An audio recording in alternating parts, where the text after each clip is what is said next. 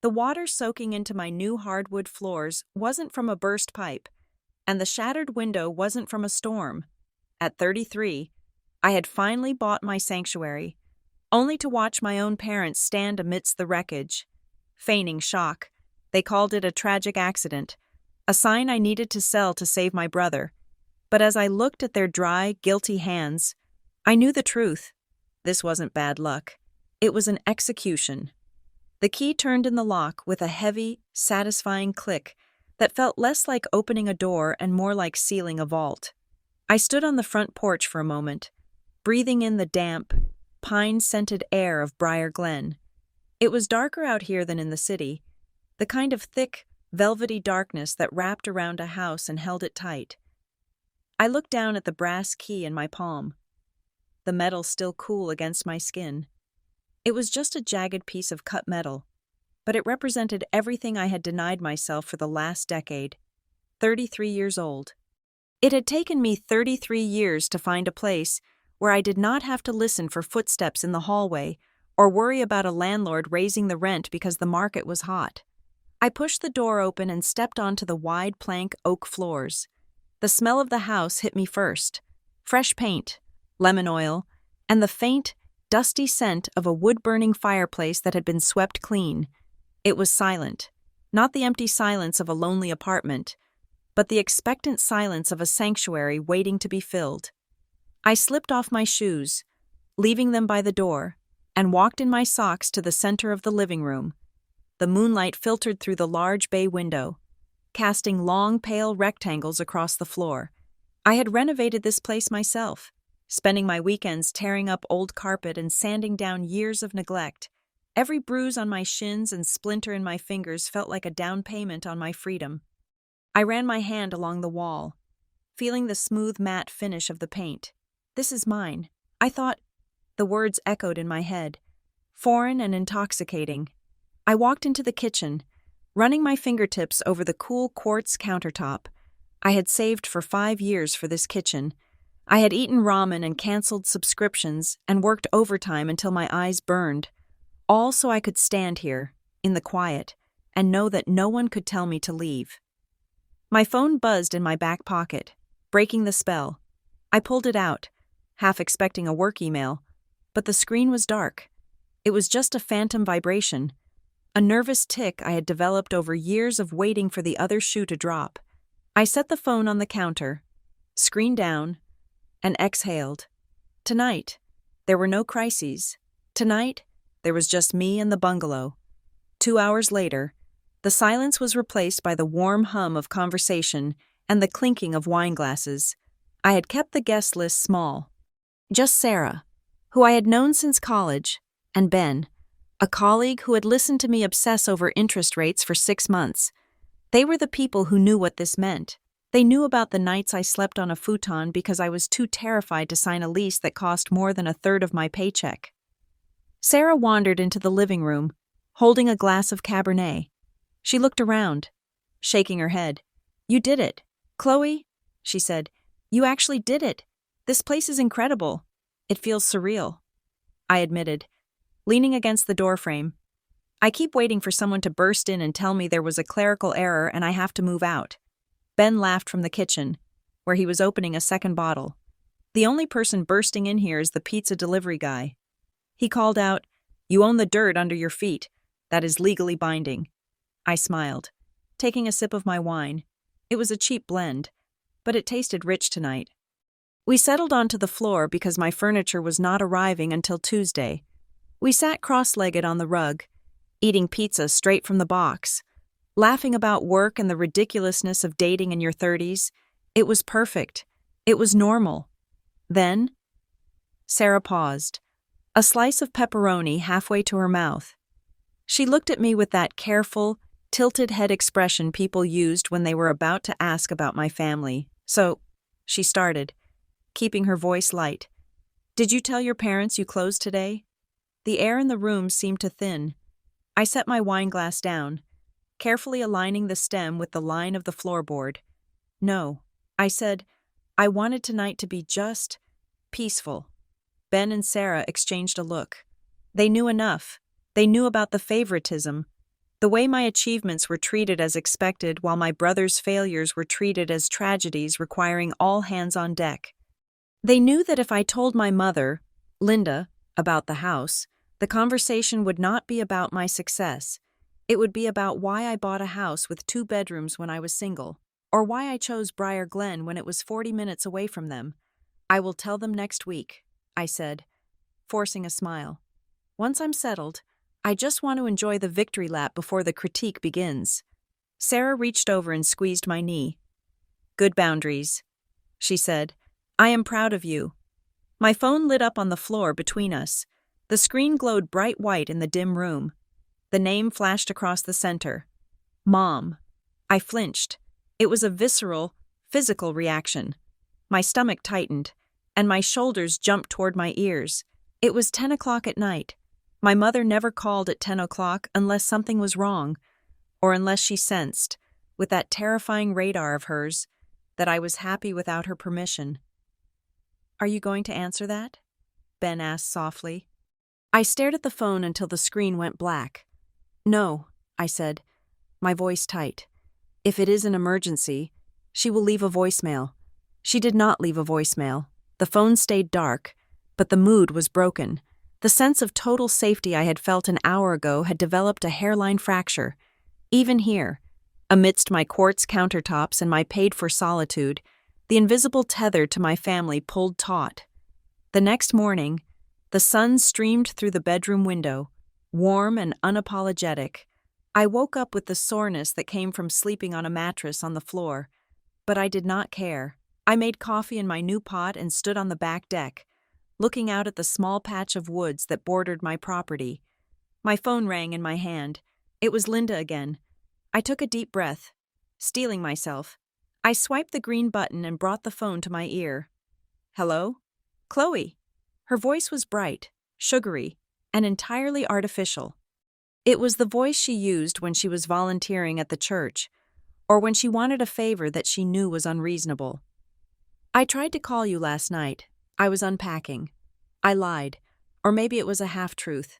I was unpacking my life, if not my boxes. Is everything okay?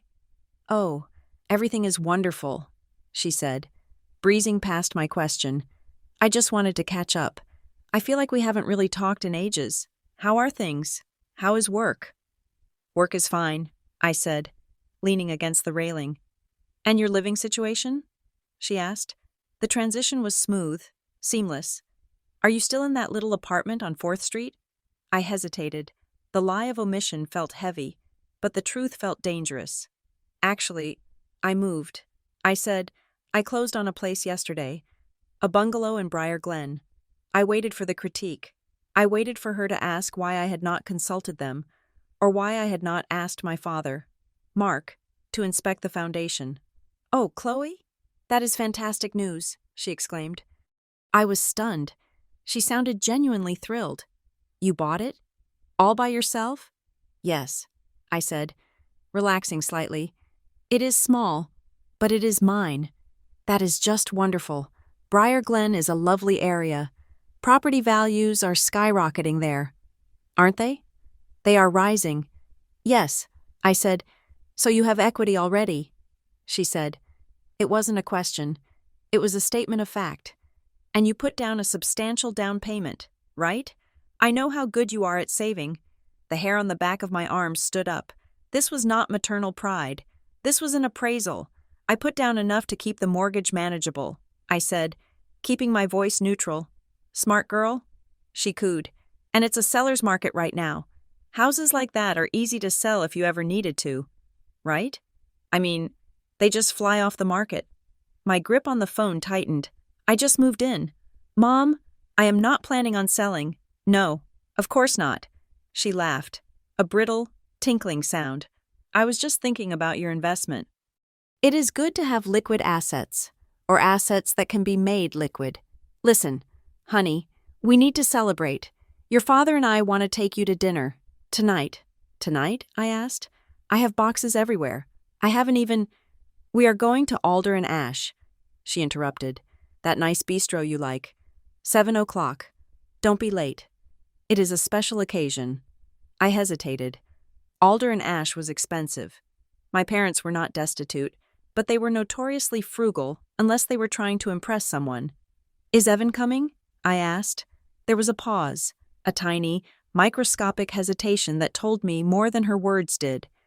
"Your brother is going through a rough patch," Linda said, her voice dropping to a hushed, conspiratorial whisper. "He needs family right now. He needs to see his big sister doing well. It might inspire him." "What kind of rough patch?" I asked. "Just come to dinner." "Chloe," she said, her tone hardening just enough to warn me not to push. "We need you to do the right thing." "We will see you at 7. The line went dead. I stared at the woods, the morning sun suddenly feeling a little colder. Do the right thing. That phrase had haunted my entire childhood. Doing the right thing usually meant cleaning up a mess Evan had made, or sacrificing my comfort to preserve the family image. I went back inside, but the house felt different now. The silence felt less like peace and more like a held breath. Alder and Ash Bistro was dimly lit, smelling of truffle oil and expensive cologne. It was the kind of place where the menus didn't have dollar signs and the water was poured from crystal carafes. I arrived at exactly 7. Punctuality was my armor. If I was late, I gave them an opening to criticize me. If I was on time, I was unassailable. I spotted them in a semi-private booth near the back. My father, Mark, was wearing his Sunday suit, looking stiff and uncomfortable. My mother was wearing a pearl necklace and a smile that didn't reach her eyes. Evan was not there. I walked over, my heels clicking on the polished concrete floor. "Hello?" I said, leaning down to kiss my mother's cheek. She smelled of lavender and hairspray. "Chloe, you look tired," she said instantly. "Are you sleeping?" "I am fine." "Mom," I said, sliding into the booth opposite them. "Just moving pains." Mark nodded at me, a sharp, singular jerk of his chin. "House is a big responsibility," he said. "Lots of upkeep. Hope you know what you're getting into." "I do." I said, "I had the inspection done by a specialist. It is solid." The waiter appeared, pouring water. My parents ordered wine without asking me. They were setting the stage. This was not a celebration. It was a boardroom meeting. "Where is Evan?" I asked after the waiter retreated. "He is parking the car," Linda said, waving her hand dismissively. "He will be here." She leaned forward, resting her elbows on the table. She looked at Mark, then back at me. "We are so proud of you." "Chloe," she began, "buying a home is a big step. It shows you have resources. It shows you are stable." "Thank you," I said, waiting for the but. "But stability is a privilege," Mark said, his voice gruff. "And in this family, we believe that those who have plenty should help those who are struggling." I set my water glass down. "What is going on?" I asked. "Just tell me." Linda sighed, a long, tragic sound. "Evan is in trouble. Chloe, serious financial trouble. He made an investment that, well, it did not go as planned. It was a sure thing, or so he thought. But the partners he was working with, they were not honest people." "How much?" I asked. "It is not just the money," Mark said, cutting in. "It is the timeline. He owes a debt, a significant debt, and the people he owes it to are not banks. They are going to make things ugly if he does not pay by the end of the week." My stomach churned. Evan had always been a gambler, not with cards, but with life. He took shortcuts. He believed he was smarter than the system. "How much?" I repeated. $200,000, Linda whispered. I choked on a sip of water. 200,000? How did he even— "It is complicated," Linda snapped, her sweetness vanishing. "There is a lawsuit involved. He needs to settle it before it goes to court, or he could be facing— he could be facing fraud charges. He didn't mean to do anything wrong. He was misled." "Fraud," I said. The word hung heavy over the table. "He needs to clear this debt immediately." Mark said, "We have looked at our finances. We can cover about half from our retirement accounts, but we cannot touch the rest without massive penalties." I felt the walls of the booth closing in. I knew where this was going. I had known the moment she asked about my equity on the phone. I have some savings left, I said slowly. Maybe 5,000? I could lend him that. Mark shook his head. 5,000 is a drop in the bucket. Chloe, we need the full amount. Then I don't know what to tell you. I said, I just spent my savings on the down payment and closing costs. I am tapped out. Linda reached across the table and took my hand. Her skin was cold. You have the house, she said. I stared at her. Excuse me? You have the house, she repeated. More firmly. You own it. It is an asset. You can sell it. I pulled my hand away as if she had burned me. Sell it? I just moved in yesterday. I know, she said soothingly, and it is a shame. But this is your brother's life we are talking about. If he goes to court, if he goes to jail, it will destroy him. It will destroy our family's reputation. You want me to sell my home, I said, my voice rising slightly, to pay off Evan's gambling debt? It is not gambling, Linda hissed. It is a business deal gone wrong. And yes, we need you to sell it. You can sell it quickly in this market. We have already talked to a realtor friend of ours. She says she can get a cash offer in 48 hours. I looked at Mark. He was staring at his menu, refusing to meet my eyes. Dad? I said, you agree with this? Mark looked up. His eyes were hard, flat stones. We do what we have to do for family. Chloe, you can always buy another house later. You are young. You have a good job. Evan doesn't have your resilience. He needs this. I felt like I was floating above the table. The audacity was so immense it was almost impressive. There are other ways, I said, my voice trembling. Payment plans. He can declare bankruptcy. It ruins his credit, but it keeps him out of jail. Not an option. Mark said, the people he owes, they do not do bankruptcy, and the lawsuit has to be settled privately. Then refinance. I said, take a second mortgage on your house. We are too old, Linda said. The bank won't give us those terms. Sell your second car. I said, sell the boat. Not fast enough. Mark slammed his hand on the table. The silverware rattled. We need the cash now. Movement caught my eye. Evan was walking toward the table. He looked terrible. He was wearing a suit that looked like he had slept in it. His face was pale, unshaven, and his eyes were darting around the room as if he expected someone to jump out from behind the velvet curtains. He slid into the booth next to me. He smelled of stale sweat and breath mints. Hey, he mumbled, not looking at me. Sorry I'm late. Traffic. Evan, I said. He flinched. I know. Chloe, I know what they asked you. I am sorry. It is just bad luck. Just really bad luck. Bad luck is getting a flat tire. Evan, I said, $200,000 in debt is not bad luck. What did you do? I told you, Linda interjected. He was misled. I ignored her. I looked at my brother. Who are these people? I asked. He looked down at his lap. He had his phone in his hand. Under the table.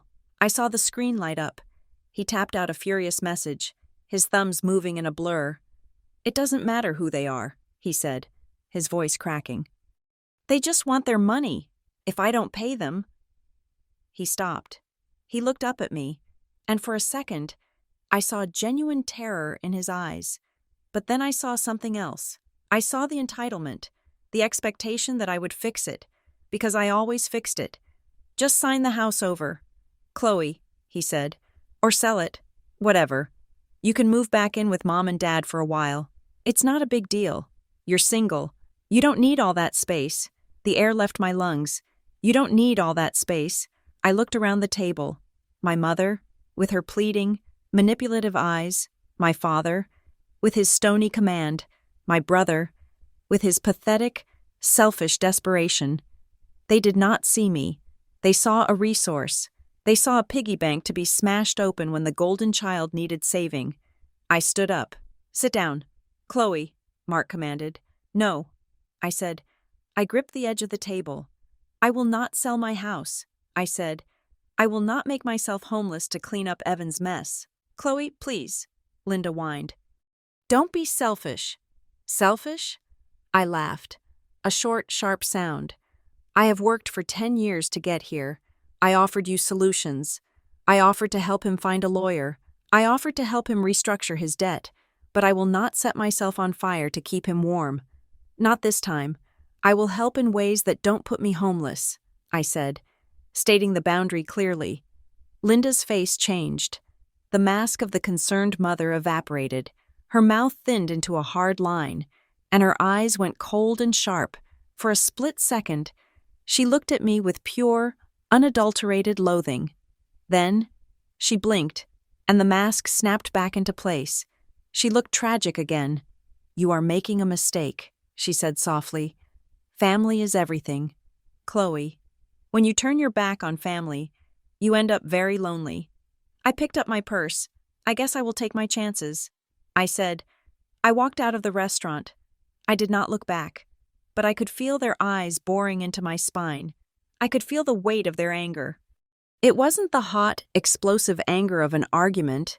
It was the cold, calculating anger of people who had been denied what they believed was rightfully theirs.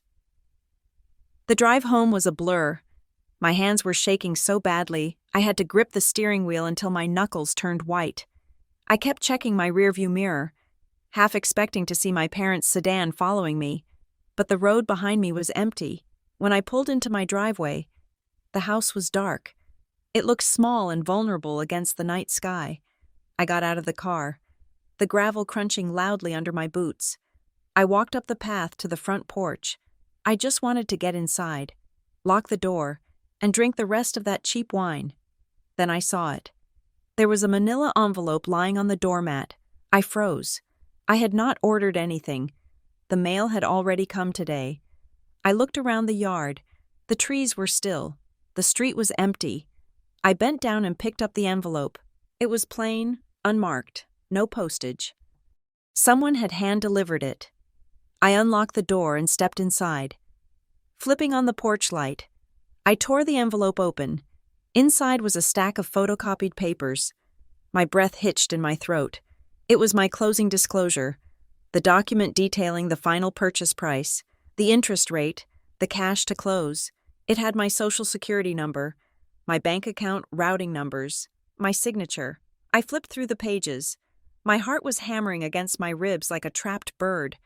On the third page, there was a coffee stain, a small, circular ring near the bottom margin. I stopped. I knew that stain.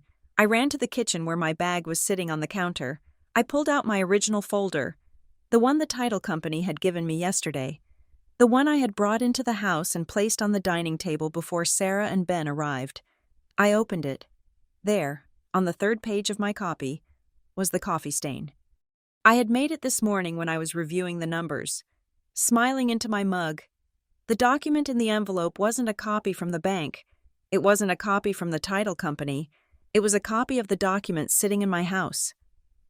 I looked at the front door. The lock was intact. The windows were closed. But someone had been in here. Someone had come into my home while I was at that dinner, taken my private documents, photocopied them, and left them on my doorstep. It was a message. "We can get to you. Nowhere is safe." I dropped the papers on the floor. They fanned out across the beautiful oak wood, white rectangles against the dark grain. My phone buzzed in my hand. A text from Linda. "We just want to help you make the right decision. Don't be stubborn. We love you."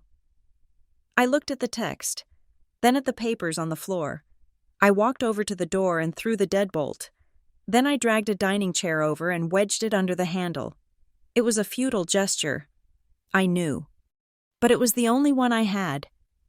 I sat on the floor in the dark, listening to the silence of my new home, realizing that the sanctuary I thought I had bought was already under siege. The morning sun did not bring relief. It brought clarity, which was worse. I sat at my kitchen island, surrounded by the debris of my digital life. My laptop was open, the screen glowing with the password reset confirmation for my bank account. Next to it lay the photocopied documents I had found on my doorstep the night before. The coffee stain on page 3 glared at me, a mute testament to the violation. I had spent the last 4 hours systematically nuking every password I had ever created. Email, banking, retirement, social media, if it had a login. I changed it to a string of gibberish that I had to write down in a physical notebook, which I now kept in my purse. My hands were trembling, a low-frequency vibration that made typing difficult. I picked up my phone and dialed the number for the title company. It was Saturday, but they had an emergency line for closing issues. A woman named Brenda answered, her voice thick with sleep or boredom. "This is Chloe Thompson," I said, trying to keep the hysteria out of my voice. "I closed on the property at 1210 Oak Street on Friday. I need to know who has access to my closing packet." "Only you, the title agent, and the lender." Brenda said, "Why?" "I received a photocopy of my closing disclosure on my doorstep last night." I said, "It has my social security number on it. Did you send a courier? Did the bank?" There was a pause, the sound of typing, and then a shift in Brenda's tone. It was sharper now, more alert. "No, Ms. Thompson, we do not send hard copies via courier after closing unless specifically requested in writing, and we certainly would not leave sensitive personal information on a doorstep. Are you sure it is your disclosure?" "I am looking at it," I said. "It is a photocopy of the exact document I have in my house." "Then the breach did not come from us," she said firmly. "If that document is a copy of the one in your possession, and not a reprint from our digital file, then someone physically accessed your copy." I thanked her and hung up. I stared at the phone. The confirmation was not a comfort. It meant that my parents or my brother, or someone working for them, had not hacked a server. They had walked into my home. They had used a spare key that I had never given them, or they had picked the lock. They had stood in this kitchen, perhaps while I was at work or while I was being ambushed at dinner, and they had rifled through my things. My phone pinged. It was not a text. It was a deluge.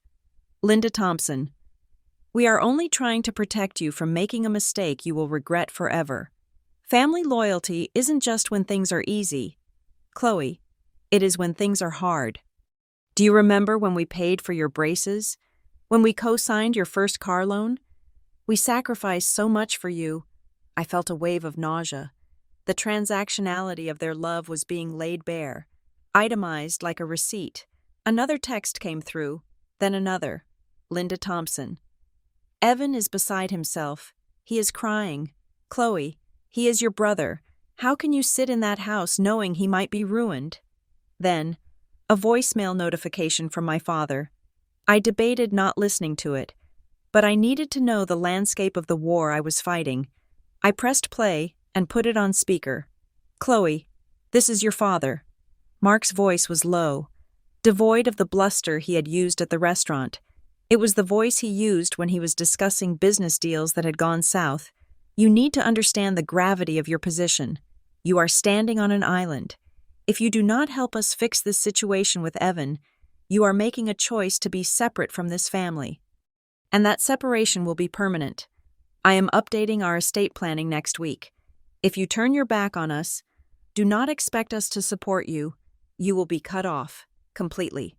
Call me when you are ready to be reasonable." I deleted the voicemail. The threat of disinheritance should have hurt, but mostly, it just felt like clarity. They were not asking for help. They were demanding tribute. I needed professional help, not a therapist, though I probably needed that too, but a lawyer. I spent an hour researching, looking for someone who specialized in elder law or family disputes. But then I realized this wasn't really a family dispute anymore. It was property law and harassment. I found a name, Dana Kessler. Her website was sparse, black and white text that promised aggressive advocacy for complex civil litigation. I called her office, expecting a voicemail, but she answered herself. "Kessler," she said. I explained the situation in broad strokes: the house, the demand, the break-in, the threats. She listened without interrupting, which was a novelty in my life. "Can you come in today?" she asked. "I have an hour at 2:00. I arrived at her office at 1:50. It was located in a strip mall next to a dry cleaner, which somehow made me trust her more than if she had been in a glass tower. The office smelled of old paper and peppermint tea. Dana Kessler was a woman in her 50s with short, steel gray hair and glasses that hung around her neck on a beaded chain. She pointed to a chair. "Start from the beginning," she said, "and do not leave out the emotional parts. The law doesn't care about feelings. But I need to know where the leverage points are." I told her everything: the dinner at Alder and Ash, the specific wording of my father's demands, the folder on the porch, the texts. When I finished, Dana took off her glasses and rubbed the bridge of her nose. "Okay," she said. "Here is the reality. You are an adult. They have no legal claim to your property. Their threats to disinherit you are their prerogative. You have no right to their money, just as they have no right to yours. However, the entering of your home?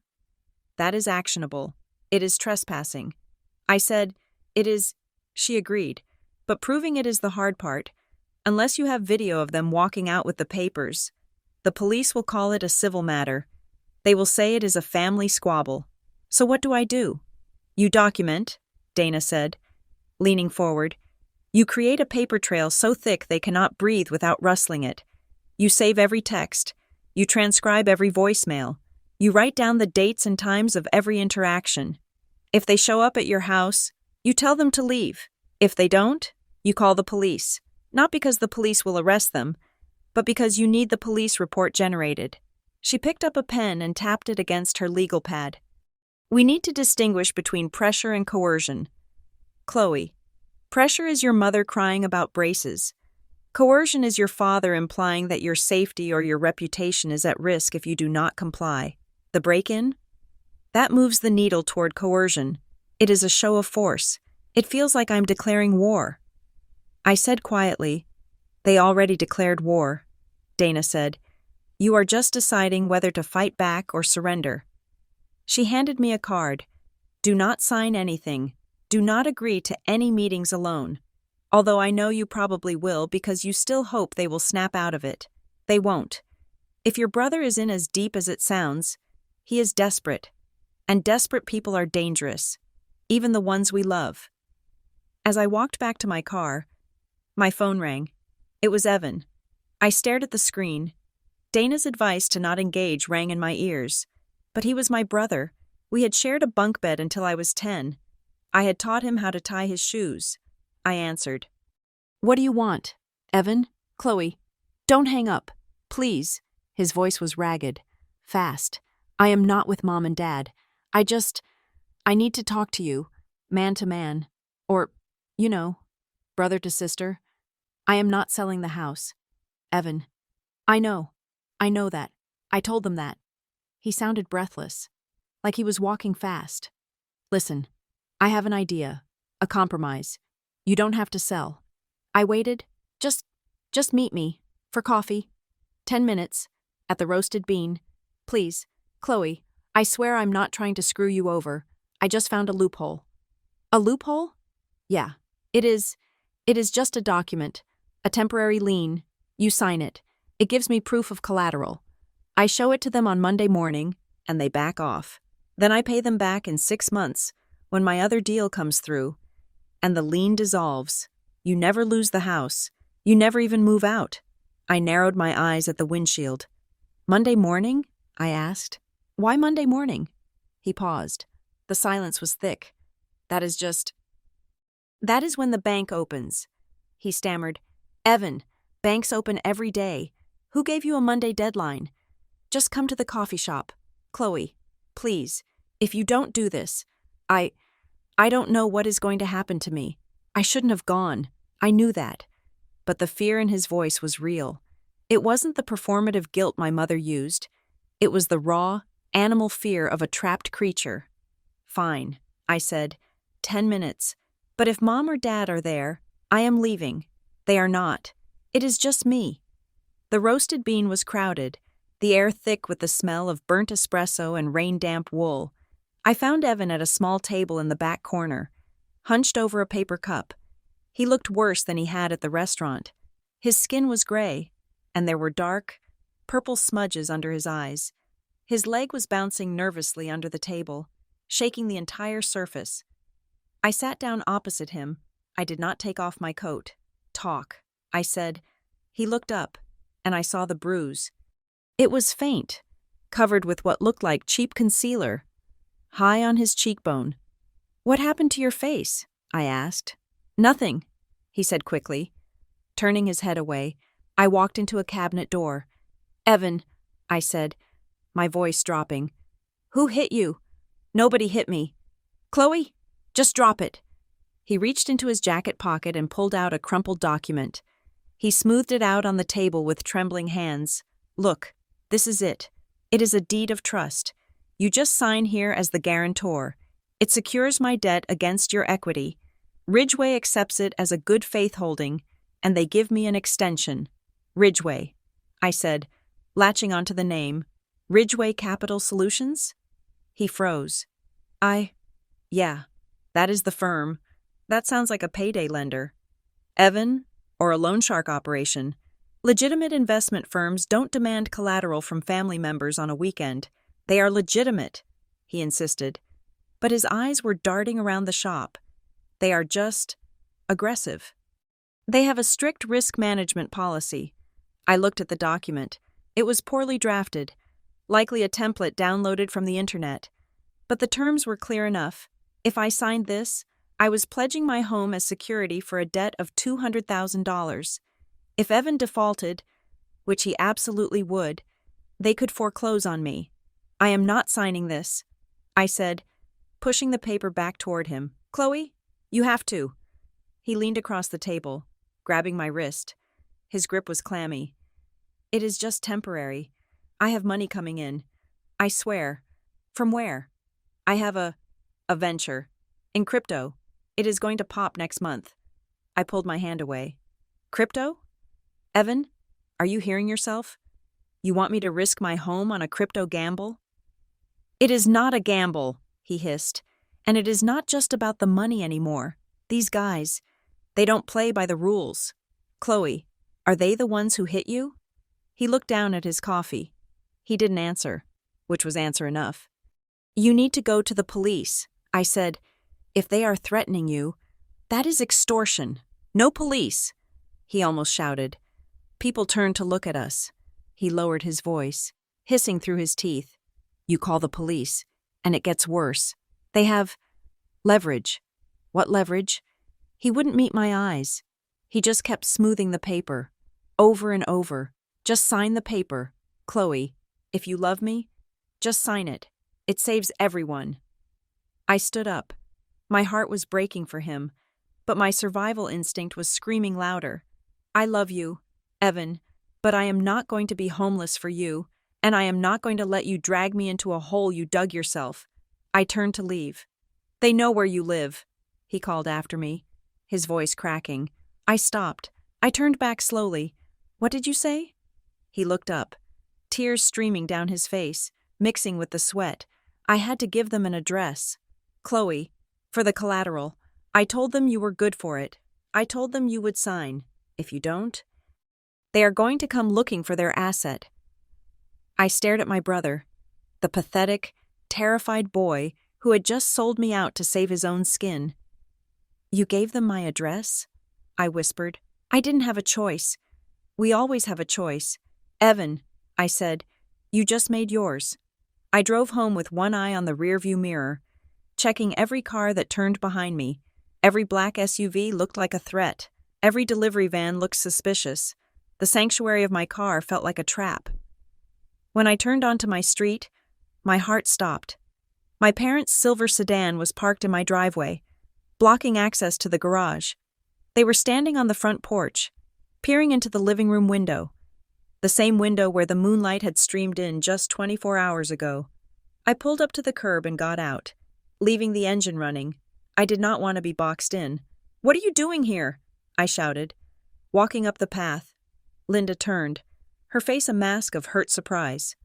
Mark stood his ground, his hands in his pockets, looking at the house like he was a contractor estimating a demolition. "We were worried about you," Linda said. "You ran off so quickly last night. We just wanted to talk. You are trespassing," I said, remembering Dana's words. "I want you to leave. Don't use that tone with your mother," Mark said, stepping down from the porch.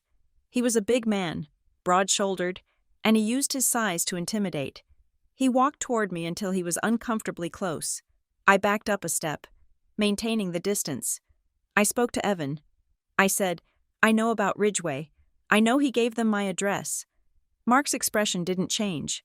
He didn't look surprised. He did what he had to do to buy time. Mark said, "Because you refused to help." "You knew?" I asked, incredulous. "You knew he gave a predatory lender my home address?" "We know that the situation is critical," Mark said, "and we know that you are being incredibly selfish." "Get off my property," I said, my voice shaking but loud. "Now!" Mark took another step. He lowered his voice to that chilling calm I had heard on the voicemail. "You think you are independent. Chloe, you think because you signed a few papers and moved some boxes that you are separate from us? We made you. We supported you. And if you don't help your brother, you will lose more than your house." I looked at him. "Is that a threat?" "It is a promise," he said. "You have a reputation in this town. You have a job. You have friends. How long do you think those things will last when people find out you let your own brother get destroyed over money? When they hear the stories we could tell?" "You are going to smear me?" I asked. "That is your plan?" "We are going to tell the truth," Linda chimed in, stepping up beside him, "that you abandoned us, that you are unstable." I reached into my pocket and pulled out my phone. I held it up. "I am recording this." I lied. I wasn't, but I hoped they didn't know that. And I have already spoken to a lawyer. If you don't leave right now, I am calling the police. Mark stared at the phone, then at me. He sneered, a look of pure disgust. "You are pathetic," he said. "Come on, Linda. We are done here." They walked past me to their car.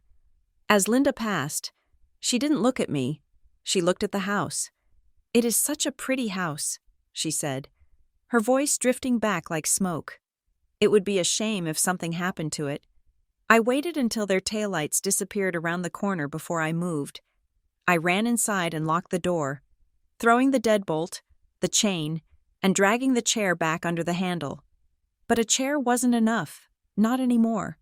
I spent the next 3 hours in a frenzy of activity. I drove to the hardware store 2 towns over, terrified that if I went to the local one, I would run into someone who knew them. I bought a smart lock with a keypad and a camera. I bought 3 wireless security cameras for the perimeter. I bought motion sensor floodlights. I spent the afternoon on a ladder, my hands raw from the cold and the biting metal of the screws. I mounted a camera over the driveway, one over the back deck, and one covering the side alley.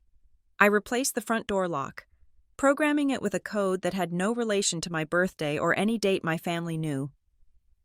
By the time I finished, it was dark. The house hummed with new technology. My phone was now a command center, showing me live feeds of the empty, silent yard. I felt paranoid. I felt like the crazy woman in a thriller movie who sees ghosts. They are my parents. I told myself, they are just angry. They wouldn't actually hurt me. But then I remembered the bruise on Evan's face, and I remembered Mark's eyes. I decided to take a shower to wash off the cold sweat and the grime of the installation. I locked the bathroom door, a habit I had never had living alone, but one that felt essential now. The hot water felt good. It drowned out the silence of the house. I closed my eyes, letting the steam loosen the knot of tension in my neck. Then, my phone buzzed on the bathroom counter. It was a sharp, double vibration. The specific alert I had set for the smart lock app. I froze. I turned off the water. The silence rushed back in. I stepped out of the shower, dripping wet, and grabbed the phone. Alert. Front door activity detected. I tapped the notification. The video feed loaded, buffering for a second that felt like a lifetime. The screen flickered to life. It was a grainy, night vision view of my front porch. Someone was standing there. They were wearing a dark hoodie. The hood pulled up. I couldn't see their face, but I could see their hand. It was reaching out, grasping the handle of my new smart lock. I watched, paralyzed, as the handle turned down. It stopped when it hit the deadbolt. The figure jiggled it, once, twice, testing the resistance. Then, they leaned in close to the keypad. I saw a gloved finger reach out and press 4 digits. 1, 2, 3, 4, my old PIN, the one I had used for my debit card for 10 years, the one my mother knew because she had helped me set up the account when I was 18. The lock flashed red. Access denied. The figure stood there for a moment, staring at the camera. They knew it was there. They didn't care. Then, slowly, they turned and walked away, disappearing into the darkness of the street. I sank to the floor, my wet back sliding against the vanity cabinet. I was shaking so hard I almost dropped the phone. It wasn't just a threat anymore. They were actively trying to get in, and they were using the keys to my past to do it. I didn't sleep. I sat in the living room with all the lights off, watching the camera feeds on my iPad. Every rustle of leaves, every car passing by made me jump. At 7 in the morning, my email chimed. It was from an address I didn't recognize, a string of random letters and numbers at a free email provider. I opened it. There was no text in the body of the email, just an attachment, a JPEG image. I hesitated, my finger hovering over the screen. Then, I tapped it. The image filled the screen. It was a photo of me. I was sitting on my couch, wrapped in a blanket, staring at my iPad. The angle was from the side, taken through the living room window. The gap in the curtains was only a few inches wide, but it was enough. The timestamp on the photo was 3:00 a.m. I had been sitting right here. Someone had been standing in my flower bed, inches from the glass, watching me watch for them. Below the image, in the subject line of the email, were 3 words: families settle debts. I looked up at the window. The morning light was gray and flat. The glass looked solid, but I knew now how fragile it was. I was not safe. The lock had stopped them at the door, but their eyes were already inside. I dialed Dana Kessler's number. It was Sunday. I didn't care. The war had arrived, and the first battle lines had been drawn right through my living room. The fluorescent lights of the Briar Glen Police Department hummed with a low, headache-inducing buzz that seemed to vibrate right behind my eyes. I sat on a hard plastic chair, clutching a printout of the email and the photo of myself sitting in my own living room. The timestamp, 3 in the morning, was circled in red pen, across the laminate desk. Officer Miller leaned back in his chair. He was young, maybe barely older than me, with a look of practiced indifference that I assumed was a survival mechanism. He looked at the photo, then at me, then back at the photo. "So, let me get this straight," he said, sliding the paper back toward me. "You think your brother took this?" "I don't think," I said, my voice tight. "I know it is connected to him. My family is demanding I sell my house to pay off his debt. When I refused, they trespassed on my property. Now I am getting this." "But you didn't see him take it," Miller said, "and the email is from an anonymous account. The caption says, 'Families settle debts.'" I pointed out, tapping the paper. "That is not subtle. It is a threat. It is vague." "Ms. Thompson," he corrected. "It is creepy. Sure. But legally, it is not a direct threat of violence. It is a statement. And since there is no proof of who sent it, there is not much we can do." "Someone was standing in my flower bed at 3 in the morning," I said, feeling the heat rise in my cheeks. "They were 5 feet from my face, and I can file a report for suspicious activity," Miller said, reaching for a notepad. "But unless you have a clear shot of a face, or a license plate, or a direct text message saying, 'I am going to hurt you,' this is a civil dispute. Families fight. It happens. Usually, it blows over. It won't blow over." I said, "They are escalating. Look," he said, dropping the pen. "If I go knock on your parents' door based on an anonymous email, they will deny it, and then they will know you came here, which might just aggravate the situation. My advice? Get some blinds. Keep your doors locked. If they come back and refuse to leave, call 911. I walked out of the station into the gray drizzle of the morning feeling lighter than air, but not in a good way. I felt untethered. The institution that was supposed to protect me had just shrugged. I was on my own. I called Dana Kessler from my car. The rain drummed a frantic rhythm on the roof. "They won't do anything," I told her. I am not surprised, Dana said. Her voice was the only steady thing in my world. Harassment laws are reactive. Chloe, they wait for the blood before they bandage the wound. But we don't need the police to start the paper trail. We need to send a formal notice of no trespass. To my parents? I asked. The words tasted like ash. To Mark, Linda, and Evan Thompson. She said, certified mail. Return receipt requested. It states clearly that they are not permitted on your property and that any future presence will be treated as criminal trespass. It removes the "we were just visiting" defense. I closed my eyes, resting my forehead against the steering wheel. I thought about the Christmas mornings we had spent together. I thought about the way my mother used to make cinnamon rolls on Sundays. I was about to send them a legal document treating them like strangers. Do we have to? I asked. Chloe, Dana said, her voice softening just a fraction. You are grieving the family you wanted, but you have to protect yourself from the family you have. They are not visiting you. They are hunting you. You need to draw the line in ink because they do not respect the one you drew in sand. Draft it. I said, send it. The emotional fallout was immediate. 2 days after the letters were delivered, my phone lit up with a call from Linda. I stared at the screen. Dana had told me not to answer, to let it go to voicemail so we had a record. But the pull was physical. It was a reflex honed over 33 years. Pick up, fix it, soothe her. I let it ring until it stopped. Then it rang again, and again. Finally, I picked up. I didn't say hello. I just pressed the record button on my app and held the phone to my ear. How could you? Linda sobbed. Her voice was wet, thick with tears. It was the sound of a mother standing over a grave. A sheriff. Chloe! A sheriff came to our door with a letter banning us from your home, your childhood home. How could you be so cruel? You broke into my house. Mom, I said, my voice trembling despite my best efforts. You or someone you sent, you took photos of me through the window. We are scared, she wailed, the sadness instantly shifting into a high-pitched panic.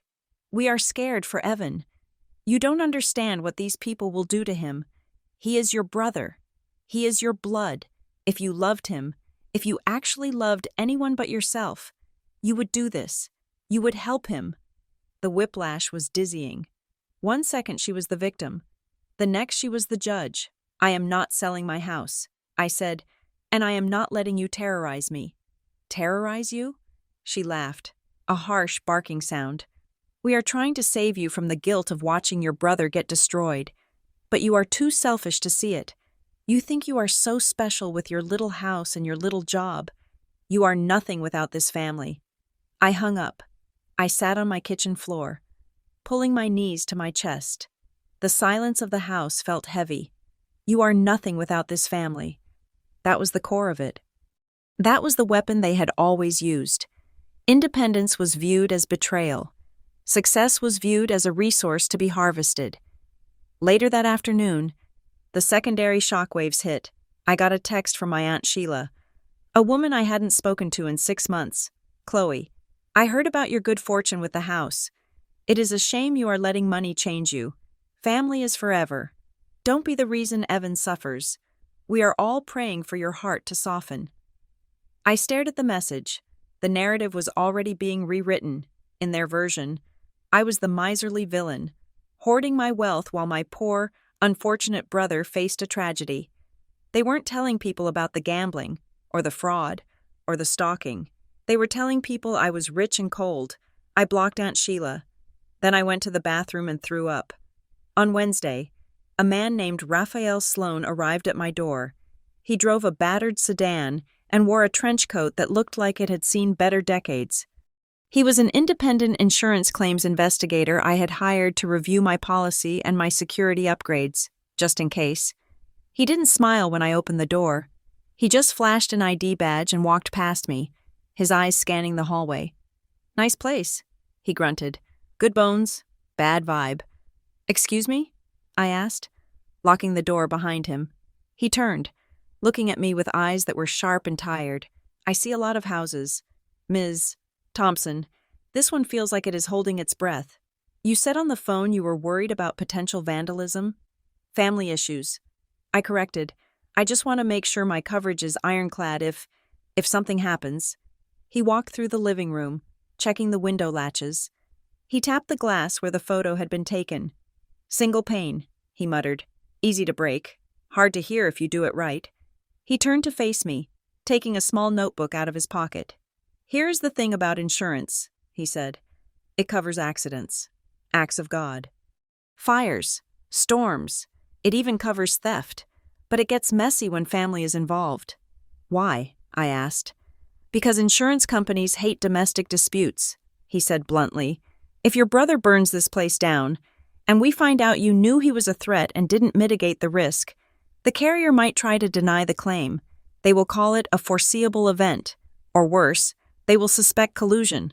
Collusion? I asked, horrified. They might think you and your brother cooked up a plan to torch the place for the payout to cover his debts. Raphael said, It happens more than you think. I felt cold. I have a restraining order in the works. I said, I have a trespass notice. I have cameras. Good, he said, scribbling in his notebook. Keep doing that. Document every single interaction.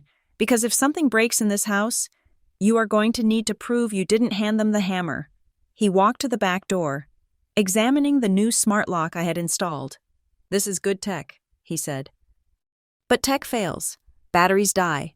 Wi-Fi goes down. Do not rely on it. Your best defense is eyes on the street. Do your neighbors know what is going on? I haven't told them. I admitted, it is embarrassing. Get over it, Raphael said. Embarrassment is a luxury. Safety is a necessity. Tell the neighbors, if they see a silver sedan, they need to know it doesn't belong here.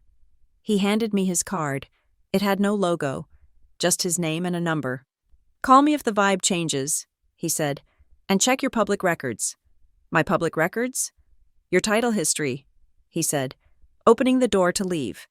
When people get desperate for assets, they start looking for paper trails.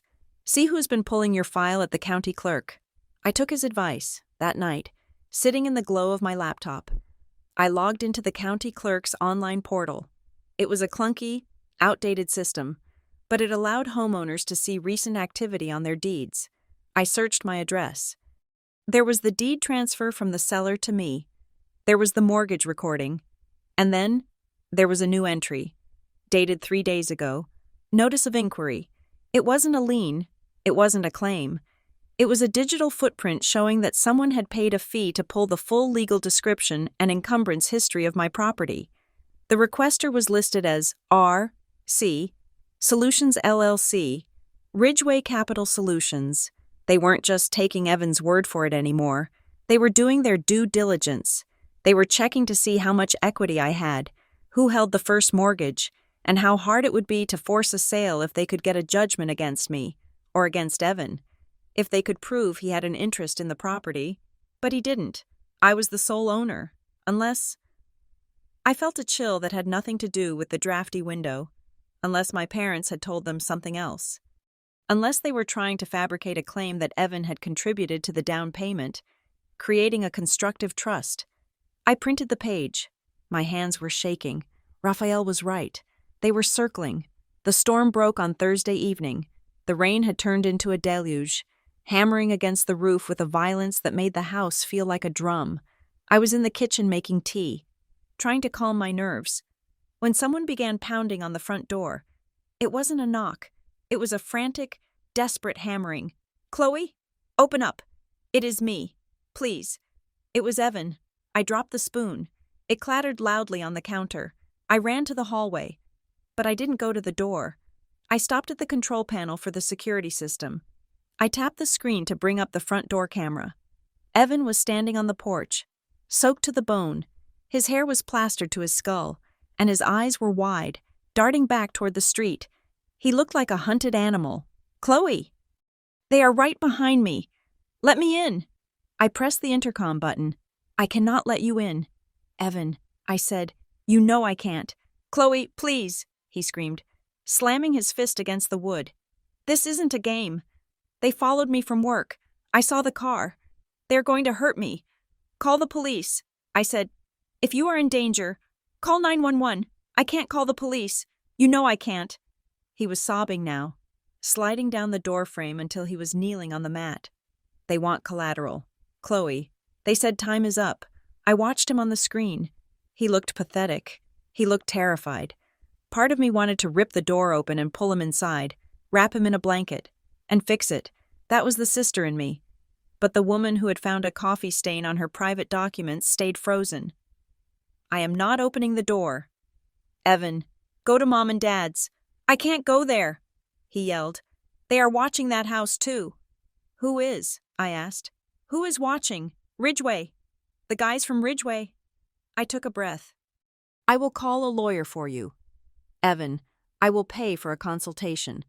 I will help you find a financial counselor, but I am not giving you my house. He stopped pounding. He looked up at the camera. His face was twisted, ugly with rage and fear. You selfish bitch. He spat. The change was instant. The victim evaporated, replaced by the entitlement. You are sitting in there warm and dry while your family burns. I am not the one who lit the match. I said. He stood up, wiping the rain from his face. He leaned in close to the camera, his breath fogging the lens. You think this is just about me? He whispered. You think I am the only one on the hook? What do you mean? I asked. He laughed, a manic, wet sound. I didn't just sign a personal guarantee. Chloe, I needed a co-signer to get the credit line approved. Mom and Dad signed it. The world stopped. What? I whispered, though I wasn't pressing the intercom button anymore. They co-signed. Evan shouted through the door. They put their house up to guarantee my loan. If I go down, they lose their house too. They lose their retirement. Everything. He stepped back, spreading his arms in the rain. That is why they are pressuring you. Genius. It is not just about saving me. It is about saving themselves. If you don't sell this place, Mom and Dad are going to be homeless, and it will be your fault. He kicked the door one last time, a dull thud that vibrated through the floorboards. Think about that while you sleep in your sanctuary, he yelled. Then he turned and ran back to his car. I watched on the screen as his taillights faded into the rain. I sank to the floor. It finally made sense. The desperation, the speed, the willingness to destroy our relationship. It wasn't just blind favoritism. It was survival. My parents had leveraged their own future on Evan's scheme, and now that it was collapsing, they were trying to cannibalize my future to cover their loss. They weren't just asking for a favor. They were looking for a life raft, and they didn't care if I drowned as long as they stayed dry. I didn't sleep that night. I sat in the dark living room, wrapped in a duvet, watching the camera feeds. The rain stopped around 2 a.m, leaving the street slick and black under the streetlights. At 2:15, a car turned onto the street. It moved slowly, crawling along the curb with its headlights off. It was a silver sedan. I zoomed in on the feed. I couldn't see the license plate in the dark, but I knew the dent in the rear bumper. I knew the way the muffler hung slightly low. It was my parents' car. It didn't pull into the driveway. It rolled past my house and parked 3 houses down, idling in the shadows of a large oak tree. I watched them. They just sat there. I couldn't see who was driving, or if they were both inside. They were just waiting, watching. It was psychological warfare. They wanted me to know they were there. They wanted me to know that a piece of paper from a lawyer didn't erase them from my world. I watched the car for 20 minutes. My heart hammered against my ribs. Were they going to get out? Were they going to throw a brick? Then, the screen went black. I blinked. I tapped the iPad. Connection lost. I looked at my phone. The Wi-Fi symbol was gone. I stood up, panic spiking in my chest. I ran to the window and peered out through the blinds. The streetlights were still on. The neighbor's porch lights were on. The power hadn't gone out, but my internet was down. I grabbed my phone and switched to cellular data to check the security app. System offline. Base station unreachable. I looked at the clock. It was 2:35 in the morning. For the next 6 minutes, I stood in the dark hallway, gripping a heavy metal flashlight, listening. The silence was absolute.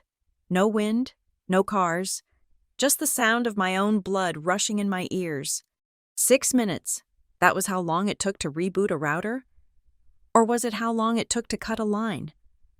I waited for the sound of glass breaking.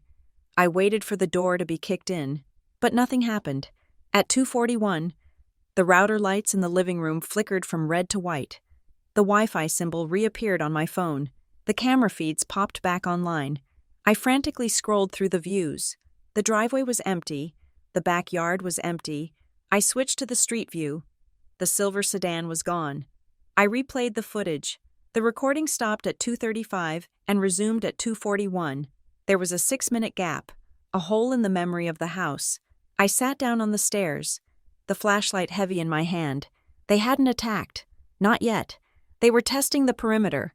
They were checking how long it would take for the system to come back up if they jammed the signal or cut the cable. They were rehearsing, and next time, they wouldn't just sit in the car. I realized then that the accident Evan had warned me about wasn't going to be a vague misfortune. It was going to be a manufactured catastrophe. And my parents, the people who had taught me to look both ways before crossing the street, were the ones behind the wheel. The smell hit me before I even unlocked the front door.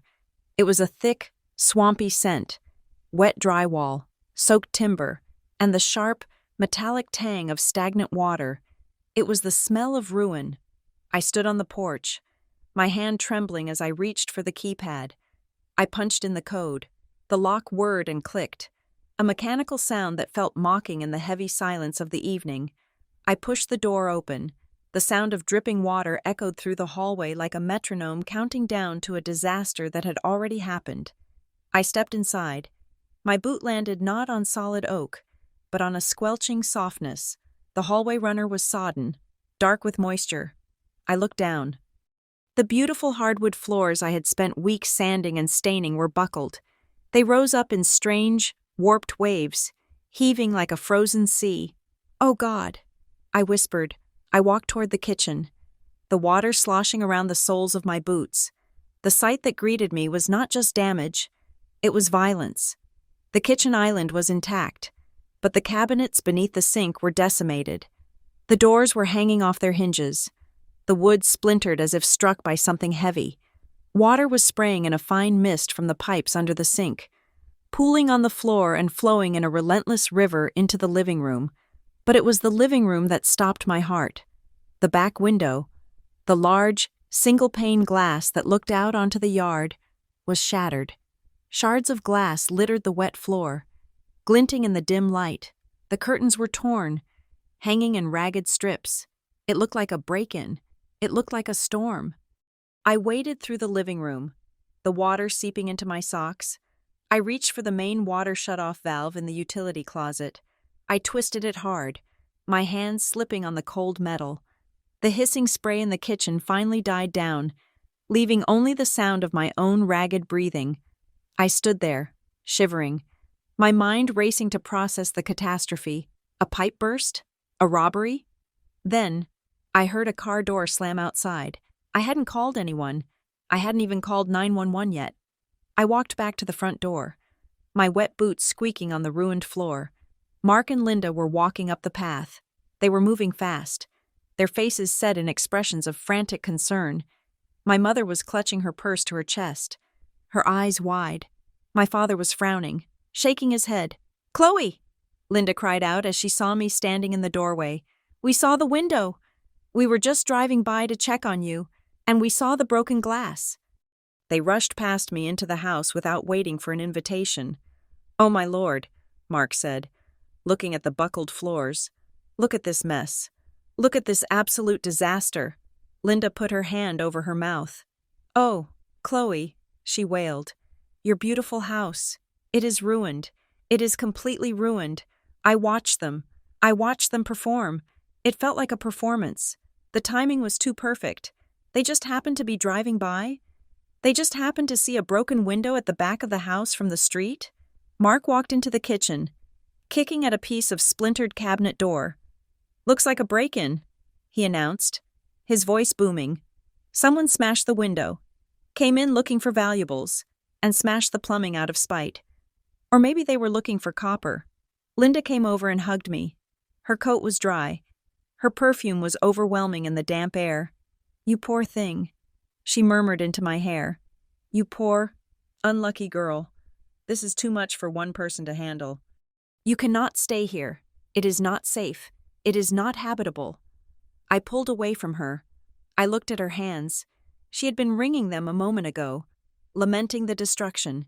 If she had rushed in to help, if she had tried to check the pipes or touch the debris like a worried mother would, her hands would be wet. They would be dirty. But Linda's hands were pristine. Her fingernails were perfectly manicured, a soft coral pink, without a speck of dust or a drop of water on them. She hadn't touched a single thing. She stood amidst the wreckage of my life, and she was completely clean. I did not touch the plumbing. I said, my voice sounding hollow to my own ears. The water was spraying when I walked in. "It is a tragedy," Mark said, turning back to us. "A total loss. Looks like. The remediation alone will take months. And the mold? You cannot live here. Chloe." He looked at me, his eyes locking onto mine. There was no empathy in them. There was only a cold, hard calculation. "You are going to have to sell it as a fixer-upper," he said. "Cash offer. It is the only way to get out from under this before the mold sets in. We know people who buy distressed properties." The phrase hung in the air. Distressed properties. I looked at the water soaking into the drywall. I looked at the glass on the floor. "Get out," I said. Linda blinked. "What?" "Get out of my house," I repeated. "Chloe, we are trying to help," Linda cried, reaching for me again. "We can help you pack. You can come stay with us. We will take care of you." I took a step back, the water squelching loudly. "You didn't see the window from the street," I said. "It faces the backyard.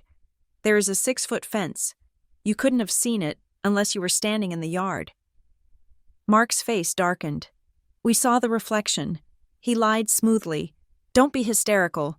You are in shock. Leave," I screamed. The sound tore out of my throat. Raw and animalistic, I pointed at the door. "Get out." They looked at each other. Mark shrugged. A gesture that said we tried. "Suit yourself," he said. "Call us when reality sets in." They walked out, stepping carefully over the wet rug to keep their shoes dry. I sat on the stairs for an hour, shaking. I didn't cry. I think I was too far past sadness for tears. I was in a state of cold, vibrating rage. I called Raphael Sloan. He arrived 40 minutes later. He didn't say a word when he walked in. He just put on a pair of shoe covers and began to walk the grid of the room. He took photos. He knelt down in the water. He shone a high-powered flashlight into the cabinet under the sink. He spent 10 minutes examining the shattered window in the living room. Finally, he stood up and took off his glasses, wiping them on his shirt. "You need to call your insurance company," he said. "But before you do, you need to know what I'm putting in my report." "What is it?" I asked. "This wasn't an accident," he said, "and it wasn't a smash-and-grab robbery." He walked me to the kitchen. He pointed to the supply line under the sink. "See these threads?" he asked, pointing to the nut that connected the pipe to the valve. If this had burst from pressure, the metal would be sheared or expanded. It is not. It is clean. Someone took a wrench and unscrewed it. They opened the valve full bore and just let it run. He walked me to the living room. "And the window," he said, pointing to the floor. "Look at the glass. It is everywhere." I said, "It is on top of the water." Raphael said. I frowned, not understanding. If the window had been broken first, say, by an intruder trying to get in, the glass would be on the floor, and the water would have flowed over it. The shards would be submerged. But look here. He shone his light on a large, jagged piece of glass.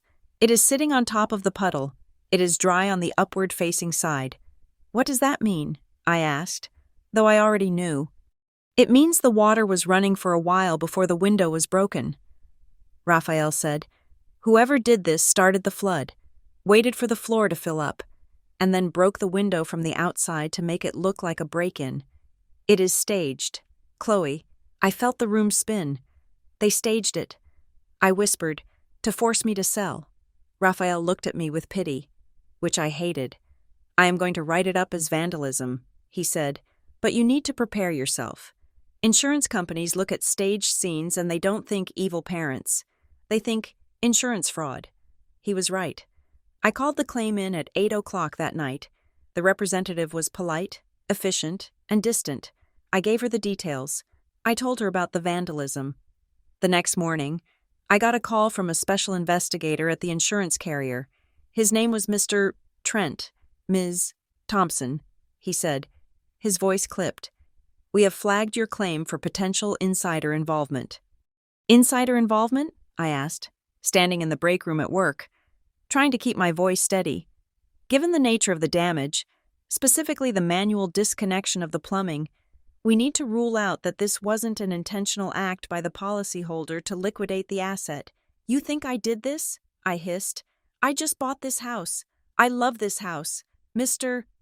Trent was unmoved. We see it all the time. Ms. Thompson, buyer's remorse, hidden financial trouble. We will be conducting a full forensic audit of your finances.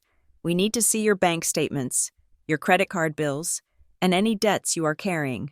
Until then, the payout is frozen. I hung up the phone and leaned my forehead against the cool vending machine. They had done it. They had trapped me. If I couldn't get the insurance money, I couldn't fix the house. If I couldn't fix the house, I couldn't live in it.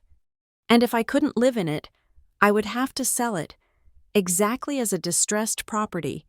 Just like Mark had said, they had checkmated me. I didn't go back to the house that night. I couldn't. The smell of the damp wood made me gag. I stayed at Sarah's apartment. I slept on her couch, wrapped in a duvet that smelled like her laundry detergent, which made me want to cry because it smelled like normalcy.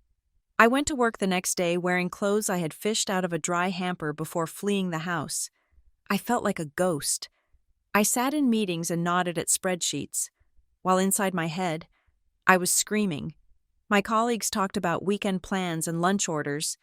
They didn't know that my parents had declared war on me. They didn't know I was homeless.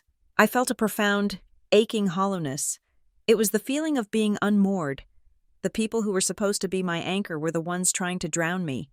I called Dana Kessler during my lunch break. They flagged the claim. I told her. They think I did it. Of course they do. Dana said, it is their job to deny claims. We need to pivot. We need to prove third-party involvement. How? I asked. The cameras were offline. They cut the internet. We send preservation letters. Dana said, immediately. We canvassed the neighborhood. Someone saw something. People are nosy. Chloe, use that. I spent the evening walking my street. It was humiliating. I had to knock on the doors of neighbors I had barely met and ask if they had seen my parents destroying my home. Most people weren't home, the ones who were looked at me with suspicion. Why would your parents do that? Their eyes asked. I was about to give up when I reached the house 3 doors down. It belonged to Mrs. Higgins, an elderly woman who spent most of her days tending to her rose bushes. She opened the door, wiping her hands on an apron. Hello, dear, she said. I saw the restoration trucks. Is everything all right? No, Mrs. Higgins, I said. I had a break-in. I was wondering if you saw anything on Tuesday night, around 2 or 3 in the morning?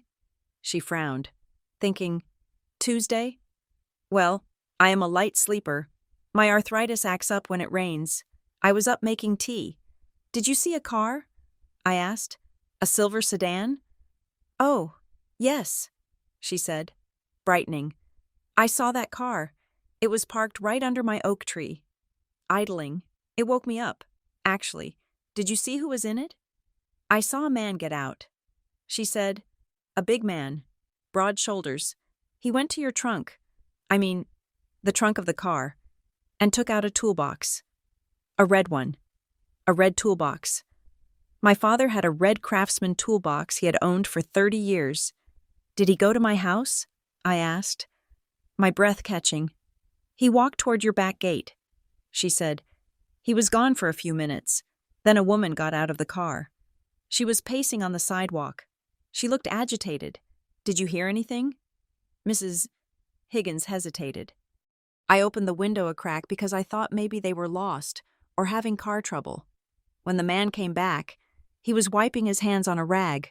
The woman. She said something strange. What did she say? She said, "She will do it after this. She won't have a choice." I closed my eyes. She won't have a choice. And the man? I asked. He laughed. Mrs. Higgins said, it wasn't a nice laugh. He said, "Created urgency. That is all it is." I thanked Mrs. Higgins. I walked back to my car, sat in the driver's seat, and screamed until my throat was raw. Created urgency. That was their term for destroying my sanctuary. That was their term for waterboarding me financially until I surrendered. It wasn't malice to them. It was just business. It was strategy. I needed to know how they got in. Raphael said the lock hadn't been picked. The back door had been opened with a key. I drove to the apartment complex where Evan lived. It was a rundown building on the south side of town. I didn't call first. I just went. I pounded on his door until he opened it. He looked terrible. He was wearing boxer shorts and a stained t-shirt, and the smell of stale beer wafted out from the apartment. "What are you doing here?" he mumbled. Trying to close the door, I shoved my foot in the jamb. "How did they get in?" "Evan?" I asked. "I don't know what you're talking about. My house is destroyed." I said, "They flooded it. They smashed the cabinets, and they used a key to get in the back door." "How did they get a key?" He went pale. He genuinely didn't know about the damage. I could see the shock on his face. They wrecked it?" he whispered. "They destroyed it." I said, "To force me to sell." "How did they get the key?" Evan slumped against the doorframe. He ran a hand through his greasy hair. I gave it to them." "When?" I asked. "I never gave you a spare." "Months ago," he said, looking at the floor. "Remember when you asked me to help you fix the garbage disposal? Before you even moved in fully?" I remembered. He had come over with his tools. I had been so grateful. I had bought him pizza. "I took the spare from the kitchen drawer while you were in the bathroom," he said. "Mom told me to. She said it was just for emergencies, in case you got locked out." "You stole it?" I whispered. "I didn't think they would use it like this." Evan cried. "I thought they just wanted it for, I don't know, control. They like to have access. You planted the betrayal months ago." I said, "You were planning this before I even unpacked my boxes." "I didn't know," he shouted. "I just did what they told me. That is your tombstone." "Evan," I said, "I just did what they told me." I turned and walked away. He called after me, but his voice sounded like it was coming from underwater. I was done. I was done with the excuses. I was done with the bad luck. I called Dana. "I have a witness," I said, "and I have a confirmation on the entry method. Bring them in." Dana said, "We are filing." But I wasn't just filing. I needed them to know. I needed to look them in the eye and see if there was anything human left in them. I asked Dana to arrange a meeting.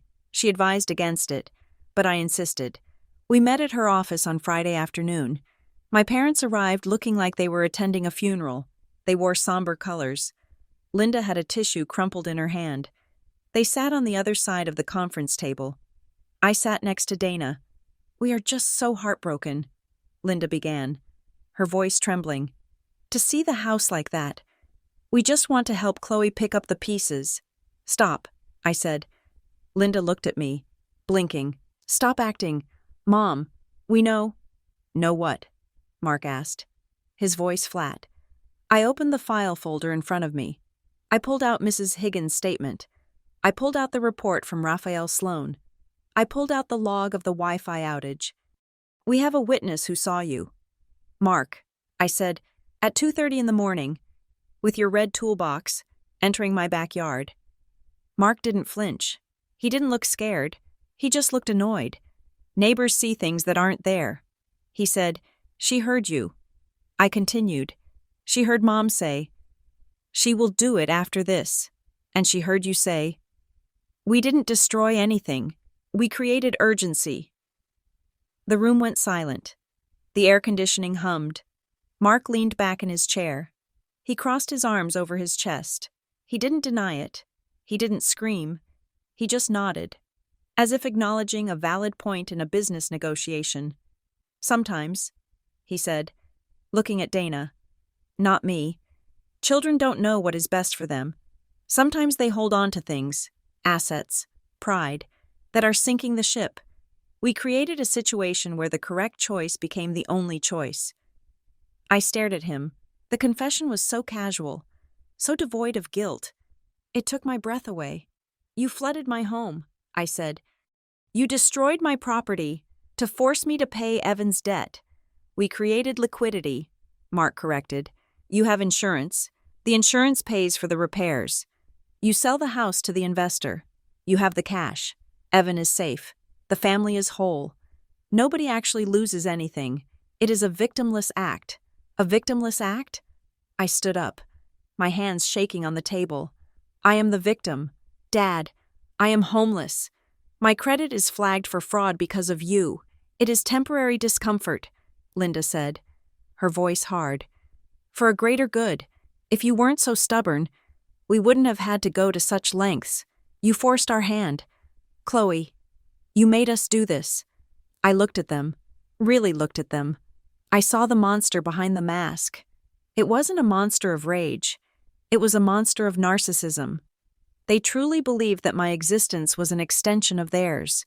They believed they had the right to break my legs just so they could carry me and be hailed as heroes. I looked at Dana. File it, I said. Dana nodded. She slid a stack of papers across the table. Mr. and Mrs. Thompson, she said, her voice steel. You are being served with a temporary restraining order. We are also filing a civil suit for property damage, trespass, and intentional infliction of emotional distress, and we will be submitting this evidence to the insurance carrier's fraud investigation unit. Linda gasped. Her face went white. You wouldn't, she whispered. That is criminal. If they find out we did it, we could be charged. I know. I said, Chloe, Linda screamed, standing up. We are your parents. You cannot send your parents to jail. You made a choice, I said, gathering my things. You chose urgency over your daughter. Now I am choosing my future over you. I walked to the door. If you walk out that door, Mark said, his voice dropping to a growl. You are dead to us. I stopped. I turned back one last time. I was dead to you the moment I said no. I said, you just forgot to bury me. I walked out of the office. The hallway was quiet. I walked out into the sunlight. I was homeless. My house was a wreck. My family was at war with me. But for the first time in 33 years, I was free. I had severed the limb to save the body. I got into my car and drove. I didn't know where I was going, but I knew I wasn't going back to them. I was going forward, one messy, painful step at a time. The house could be repaired. The walls could be drywalled. But the bridge to my parents? That I had burned. And as I watched the smoke rise in my rearview mirror, I didn't feel regret. I felt the heat of the fire, and it kept me warm. The weeks that followed were measured not in hours or days, but in the accumulation of dust. It covered everything. The drywall dust from the repairs coated my clothes, my hair, and the inside of my lungs. I was living out of 3 suitcases in the guest room of Sarah's apartment, but I spent my evenings at my house, overseeing the contractors who were ripping out the rot my parents had installed. The legal process was a different kind of grinding misery. It was a slow, suffocating accumulation of paper. I learned that suing your parents is not a dramatic courtroom showdown like on television. It is a series of depositions, interrogatories, and requests for production of documents. It is answering questions about my income, my relationship history, and the exact time I arrived home on the night of the flood. Every email from Dana Kessler was a fresh bruise. I had to itemize every damaged possession, attaching a value to things that were priceless to me. The rug I bought in Morocco, the antique bookshelf I had restored by hand. I was turning my life into a spreadsheet of losses. One Tuesday evening, Raphael Sloan met me at the house. The contractors had gone for the day, leaving the subfloor exposed. The house smelled of raw pine and joint compound, a sterile scent that replaced the swampy odor of the flood. Raphael looked tired. He was wearing the same trench coat. walking the perimeter of the kitchen with a grim expression. "I found something else," he said, crouching down by the exposed plumbing lines. "Is it bad?" I asked, leaning against the doorframe. "It contradicts their story of an accident," he said, "and it contradicts the idea of a simple break-in." He pointed to the main shutoff valve, which had been replaced but was in the same location. When I examined the original valve, the one they removed, I noticed the wear pattern on the threading. The valve was closed tightly for a long time. Then it was opened fully. That is the flood. But here is the kicker. Chloe, it was turned off again, then turned back on halfway. I frowned, trying to picture the mechanics. "Why would they do that?" "To control the flow," Raphael said, standing up and wiping his hands. "If you leave a main line wide open for 6 hours, you don't just damage the floor. You compromise the foundation. You blow out the walls. You create a catastrophic loss that might total the structure." He looked at me, his eyes dark. Whoever did this wanted to cause a specific amount of damage. Enough to make the house uninhabitable. Enough to force a quick sale to a cash buyer. But not enough to condemn the property. They managed the water level. It wasn't rage. Chloe, it was engineering. I felt a chill that the space heater in the corner couldn't touch. Mark. My father was an engineer before he retired. He knew exactly how structures worked. He hadn't just smashed things. He had calculated the breaking point of my home. 2 days later, I sat in Dana Kessler's office. The leather chair creaked as I shifted, trying to find a comfortable position. I felt brittle, as if a strong wind could snap me in half.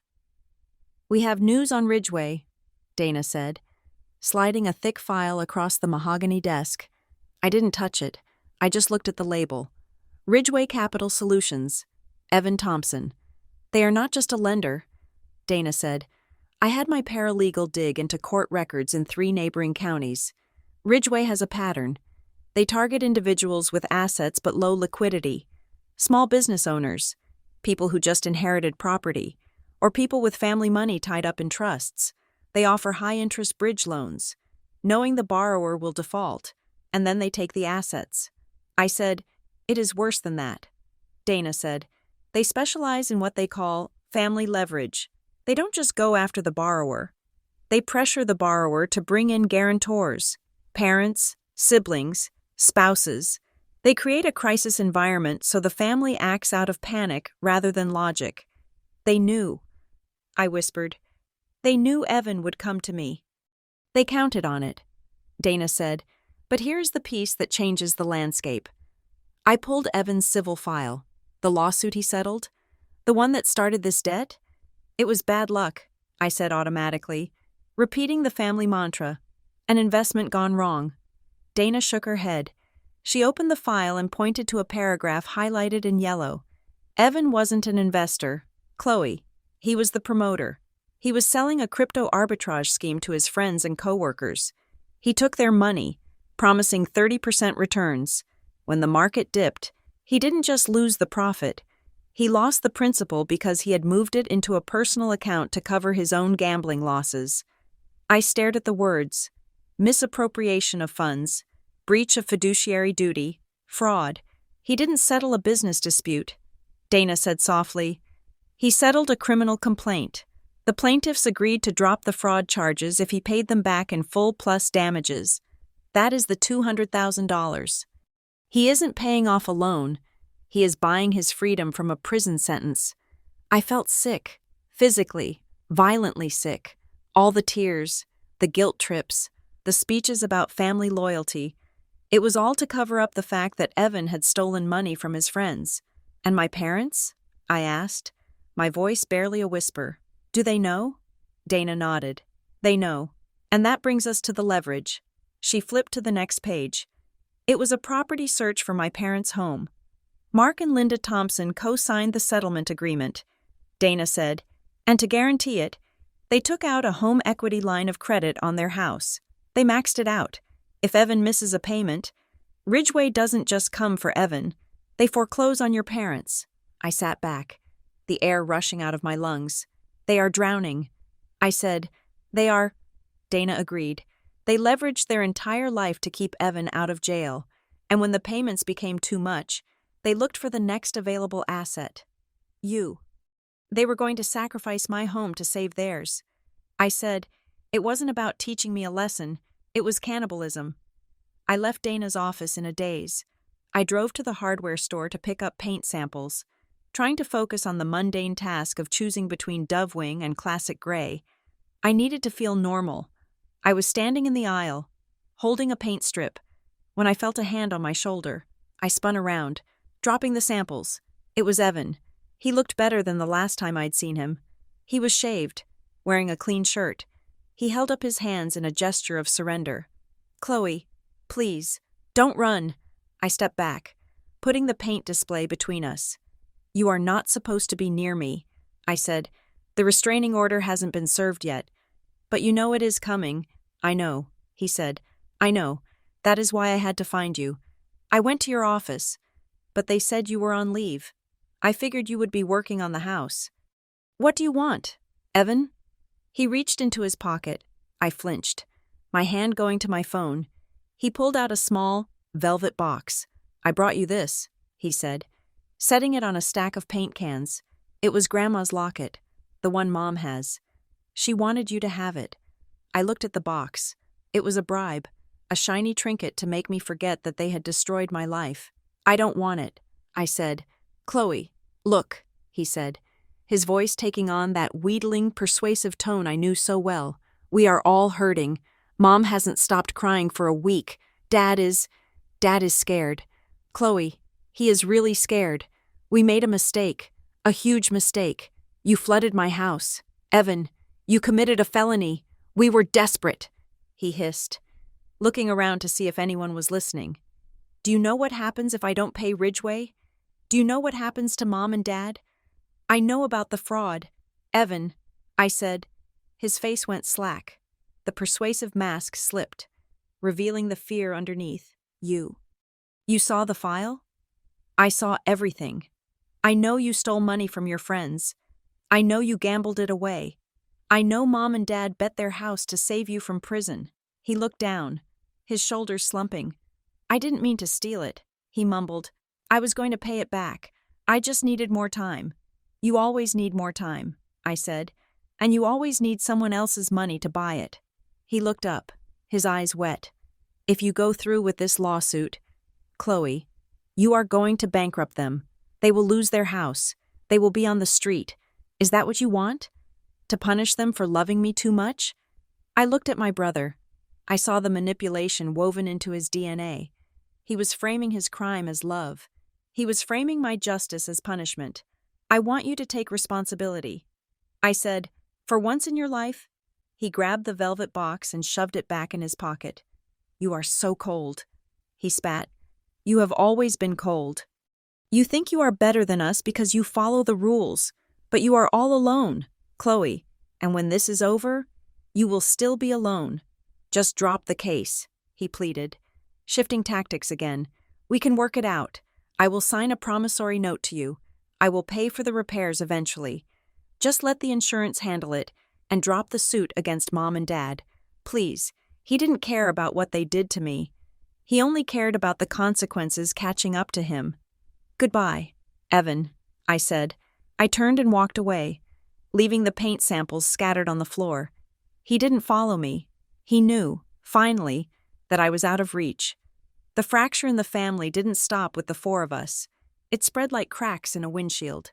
3 days before the scheduled mediation, I received a phone call from a number I didn't recognize. Hello, Chloe? It is Julie.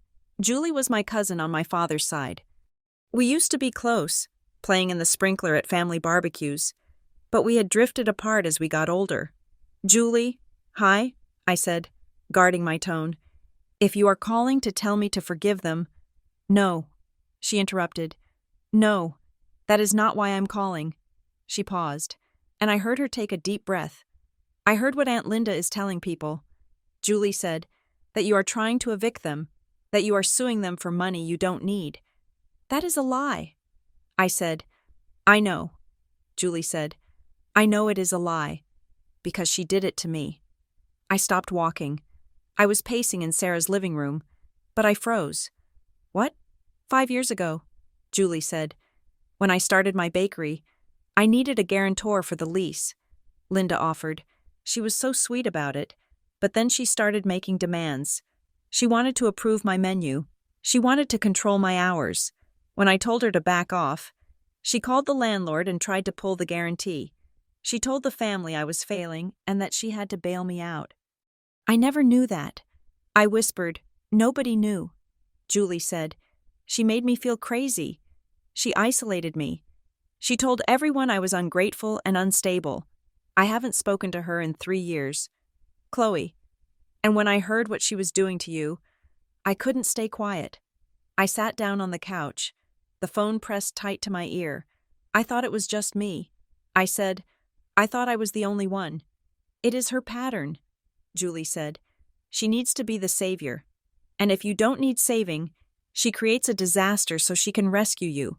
Mark just goes along with it because it is easier than fighting her. But Linda, she is dangerous."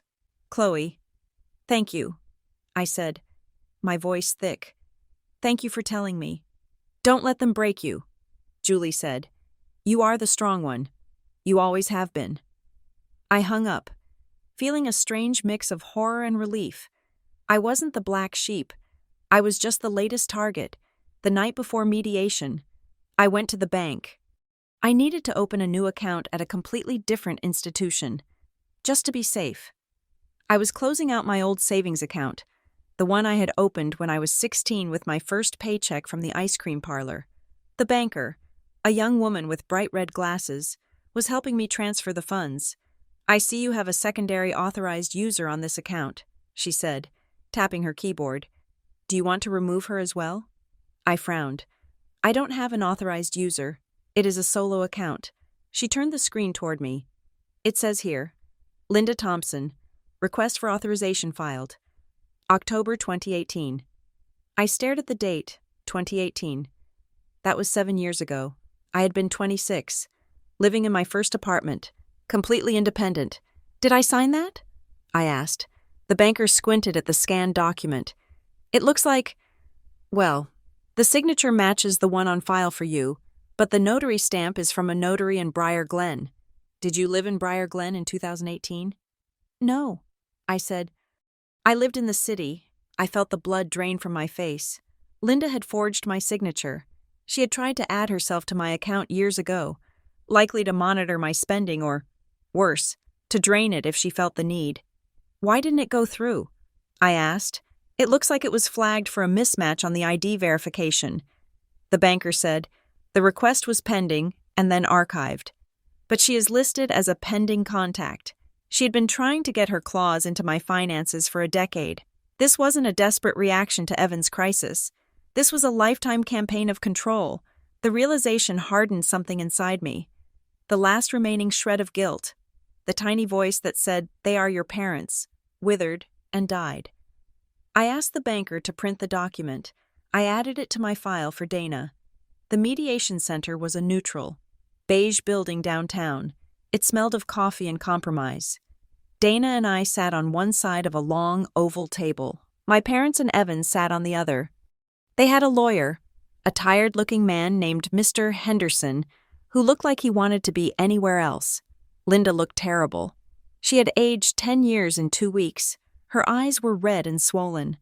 Mark sat next to her, staring at the wall, his jaw set in a rigid line. Evan was slumped in his chair, picking at his fingernails. The mediator, a woman with a soft voice and a sharp gaze, opened the session. "We are here to resolve the dispute regarding the property damage at Ms. Thompson's residence and the subsequent restraining order," she said. "Mr. Henderson, would you like to start?" Mr. Henderson cleared his throat. "My clients are devastated by this conflict," he began. "They admit that emotions were high. They admit that they entered the property without express permission to check on things. They maintain that the damage was an unfortunate accident resulting from a plumbing failure that occurred while they were present. They panicked and left. They are willing to offer $10,000 toward the insurance deductible to settle this matter and restore family harmony." It was a lie, a sanitized, legal-speak lie. Linda let out a sob. "We just want our daughter back," she cried. "We just want to be a family again. Chloe, please, look at us." I didn't look at her. I looked at Dana. Dana didn't speak. She just opened her binder. She took out a stack of photos. The buckled floor, the smashed cabinets, the broken window with the dry glass. She laid them on the table. Then she took out the statement from Mrs. Higgins. And finally, she took out the security log showing the Wi-Fi jamming. "This was not an accident," Dana said, her voice cutting through Linda's tears like a scalpel. "This was a premeditated act of sabotage. We have a witness who places Mark Thompson in the backyard with a toolbox at 2:30 in the morning. We have a witness who heard Linda Thompson say, 'She will do it after this.'" Mark's head snapped up. Linda stopped crying instantly, her mouth hanging open. "We also have the forensic report from the plumber," Dana continued. "The valve was manipulated to simulate a burst pipe, and we have the timeline of the internet outage, which corresponds exactly to the time the witness saw Mr. Thompson entering the property." Dana slid the papers toward Mr. Henderson. "We are not here to discuss accidental damage," Dana said. "We are here to discuss criminal trespass, malicious destruction of property, and insurance fraud. If this goes to court, we will present this evidence to a jury, and we will present it to the district attorney." Mr. Henderson picked up the neighbor's statement. He read it quickly. His face paled. He leaned over and whispered frantically to Mark. Mark turned red. He looked at me, his eyes full of hate. "You spied on us?" he growled. "You broke into my home." I said, finally looking at him, "You destroyed my sanctuary. And you did it because you gambled your own home on Evan's lies." Evan flinched. Mr. Henderson raised a hand to silence Mark. "What is your demand?" Mr. Henderson asked Dana, his voice tight. "We want full restitution for the repairs, not covered by insurance," Dana said. "We want the full replacement cost of all damaged personal property. And," I added, speaking for the first time, everyone looked at me. "I want a signed admission." I said, "I want a document, signed by Mark and Linda Thompson, admitting that they intentionally caused the damage to my home for the purpose of financial coercion." Mr. Henderson scoffed. "We cannot advise our clients to sign an admission of guilt. That opens them up to criminal liability. Then we go to trial." I said simply, "And I will hand everything I have to the police, the photos, the neighbor's testimony, the forged bank authorization from 2018. I slid the bank document across the table. Linda saw it and gasped. She recognized it. "You have a choice," I said, echoing the words my father had used. "You can sign the admission, which I will agree to keep confidential as part of a civil settlement unless you violate the restraining order, or you can take your chances with a jury." The room was silent. The only sound was the hum of the ventilation. Linda looked at Mark. Mark looked at Evan. Evan looked at the floor. They were trapped. The narrative of the ungrateful daughter couldn't survive the weight of the evidence. "We need a recess," Mr. Henderson said, closing his folder. They left the room. I sat there, staring at the empty chairs. My hands were shaking, but not from fear, from adrenaline. 10 minutes later, they returned. They sat down. Mark looked defeated, shrunken. Linda looked like she was in shock. We agreed to the terms. Mr. Henderson said quietly, "On the condition of a strict non-disclosure agreement regarding the admission." "Agreed," Dana said, "but the restraining order stands. 5 years. No contact, no proximity." Mr. Henderson nodded. Mark picked up the pen. He signed the settlement agreement. He didn't look at me. Linda took the pen. Her hand was trembling so bad she could barely hold it. She looked at me one last time, her eyes searching for the daughter she thought she owned. "Chloe?" she whispered. "Sign it." "Mom," I said. She signed. It was done. I walked out of the mediation center into the bright afternoon sun. The air felt different, cleaner. I had my settlement. I had my protective order. I had the money to fix my floors and my walls. But more importantly, I had the truth. I had it on paper, signed in ink. They could never tell me I was crazy again. They could never rewrite history. I got into my car and sat there for a long time, watching the traffic pass. I was an orphan now, by choice and by necessity. It was a heavy, lonely feeling. But as I put the car in gear and drove toward the hardware store to finally buy the paint, I realized that the heaviness wasn't grief. It was the weight of my own life. Resting solely in my own hands, and for the first time, I felt strong enough to carry it. The first night I spent back in the house, I did not sleep. I lay on a mattress pushed into the center of the bedroom, surrounded by walls that were patched with raw white compound, looking like scars that hadn't quite healed. The air was thick with the smell of sawdust and fresh paint, a sharp, chemical scent that burned the back of my throat. It was not the smell of a home. It was the smell of a construction site. I had moved back in because I had to. My bank account was drained, bleeding out from legal fees and the initial payments to the contractors. I could no longer afford to lean on Sarah's hospitality, so I lived in the dust. I brushed my teeth in the guest bathroom sink because the master bath was still gutted. I made coffee on a folding table in the living room because the kitchen cabinets were on back order for 6 weeks. Living in the wreckage was a physical manifestation of my internal landscape. Every time I walked across the subfloor, hearing the plywood creak under my weight, I was reminded of how fragile the foundation of my life actually was. I had spent 33 years believing I stood on solid ground, family, history, loyalty, only to find out it was all rotten timber waiting for a single stress fracture to bring it down. Trusting my own judgment was the hardest part. I found myself double-checking everything. Did I lock the door? Did I turn off the stove? Was that noise outside the wind? Or was it a silver sedan idling at the curb? I felt like a stranger in my own skin. A woman who had to audit her own reality because the people who were supposed to be her mirrors had shown her a distorted reflection for so long. On Tuesday morning, Raphael Sloan met me on the front porch. He was holding a clipboard and looking grim. The insurance carrier came through. He said without preamble, "They are going to cover the restoration, full replacement cost for the floors, the cabinetry, and the remediation." I let out a breath I felt like I had been holding for a month. Thank God. I whispered. I didn't know how I was going to pay the contractor next week. "There is a condition," Raphael said, holding up a hand to stop my relief. "Of course there is. The carrier is approving the claim because the evidence of vandalism is irrefutable," he explained. "But because we have identified the vandals as family members, and because there is a history of financial distress involving the co-signers, the Special Investigations Unit is opening a formal fraud inquiry." "What does that mean for me?" I asked. "It means you have to cooperate," he said. "Fully. They are going to interview you on the record. They are going to ask for every text message, every voicemail, every email. And if they find enough evidence that your parents orchestrated this to collect insurance money, even if you weren't in on it, they are going to refer the case to the district attorney." I looked at the street. The leaves were turning brown, skittering across the pavement. "You are telling me that if I accept the payout, I am handing the police a roadmap to arrest my parents.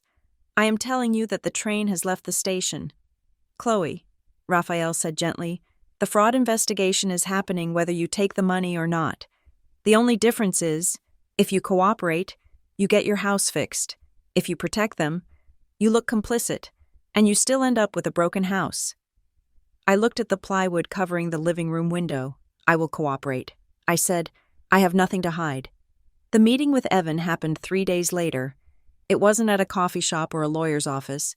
It was at the public library, a neutral ground filled with witnesses and silence. He had asked to see me. He said he had information that would help my case. I didn't believe him. But Dana Kessler advised me to go. "If he talks," she had said, "we listen." He was sitting at a table in the back, near the reference section. He looked smaller than I remembered. The swagger was gone. The entitlement was gone. He looked like a man who had been running for a long time and had finally hit a wall. I sat down across from him. I didn't take off my coat. "I am recording this," I said, placing my phone on the table between us. He nodded. He didn't protest. "I know," he said. He looked at his hands. They were shaking. "I need to tell you the truth," he said, "about Ridgway and about Mom and Dad. I am listening." "Ridgway didn't just ask for collateral," Evan said, his voice barely a whisper. "They threatened to liquidate Mom and Dad's house immediately. They said they had a confession of judgment ready to file. They gave me 48 hours to come up with $50,000 in cash or a new asset to secure the debt. And you offered them my house." I said, "I tried." He said, "But you wouldn't sign." He looked up, and his eyes were red. "So I went to Mom and Dad. I told them that you were wavering. I told them that you wanted to help, but you were scared of the market. I told them that if you had a reason to sell, a big reason, an urgent reason, you would do it." I felt a cold knot tighten in my stomach. "You planted the idea," I said. "I told them that if the house needed major repairs, you would panic," he admitted. "I told them you were over-leveraged," I said. "If she has a flood or something, she will cash out to the investor I know, and we can use the proceeds to pay off Ridgway." He took a jagged breath. "I made them believe it was the only way to save me, Chloe, and I made them believe it was actually good for you. I told them you were drowning in mortgage payments and were too proud to ask for help. I told them destroying the house was a mercy." I stared at him. My brother, the boy I had shared peanut butter sandwiches with. He hadn't just been a passive beneficiary of their madness. He had been the architect. He had weaponized their fear and their twisted love for him, and he had pointed it directly at my sanctuary. "Why are you telling me this now?" I asked. "Because Ridgway called me yesterday." He said, "They know about the lawsuit. They know about the insurance investigation. They told me that if I testify against them, they will release the files on my fraud to the prosecutor. So you are trapped." I said, "I am done." He said, "I am going to jail. Chloe, whether it is for the fraud or the insurance thing, I am done running. I wanted you to know that Mom and Dad, they are crazy. Yeah, but I wound them up. I pulled the pin." He stood up. He didn't ask for forgiveness. He didn't ask for money. He just looked at me with a profound, exhausting sadness. "I am sorry I broke your home," he said. He walked out of the library, passing the rows of books that held a million other tragedies, leaving me alone with the recording of his confession. The following week, Dana Kessler filed a motion to unseal the case. Until now, the filings had been relatively quiet, buried in the civil docket, but because we were introducing evidence of criminal fraud and third-party predatory lending, the case was about to become a matter of significant public interest in Briar Glen. I sat in Dana's office as she explained it. "Once I file this," she said, her hand resting on the stack of documents, "the names go public, the allegations go public. The town will know that your parents flooded your house. They will know about Evan's fraud. They will know about the restraining order." I felt a wave of nausea. Briar Glen was a small town. My parents were pillars of the community. My father was a deacon. My mother ran the charity drive. They will hate me. I said, "They will say I am airing dirty laundry. They will say I destroyed the family name." "They might," Dana said. "Secrecy is the currency of abusive systems. Chloe, it is how they survive. They rely on your shame to keep their power. If you want to break the cycle, you have to break the silence." I thought about the cousin who had called me. I thought about the forged bank authorization.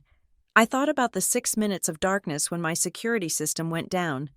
"File it," I said. "Let them talk. I would rather be the woman who destroyed the family name than the woman who let the family destroy her." The morning of the hearing, the sky was a brilliant, hard blue. It was cold, the kind of cold that snaps in your lungs. I wore my best suit, a dark navy wool that made me feel like armor. I arrived at the courthouse early. The hallway was crowded with people waiting for traffic court and divorces.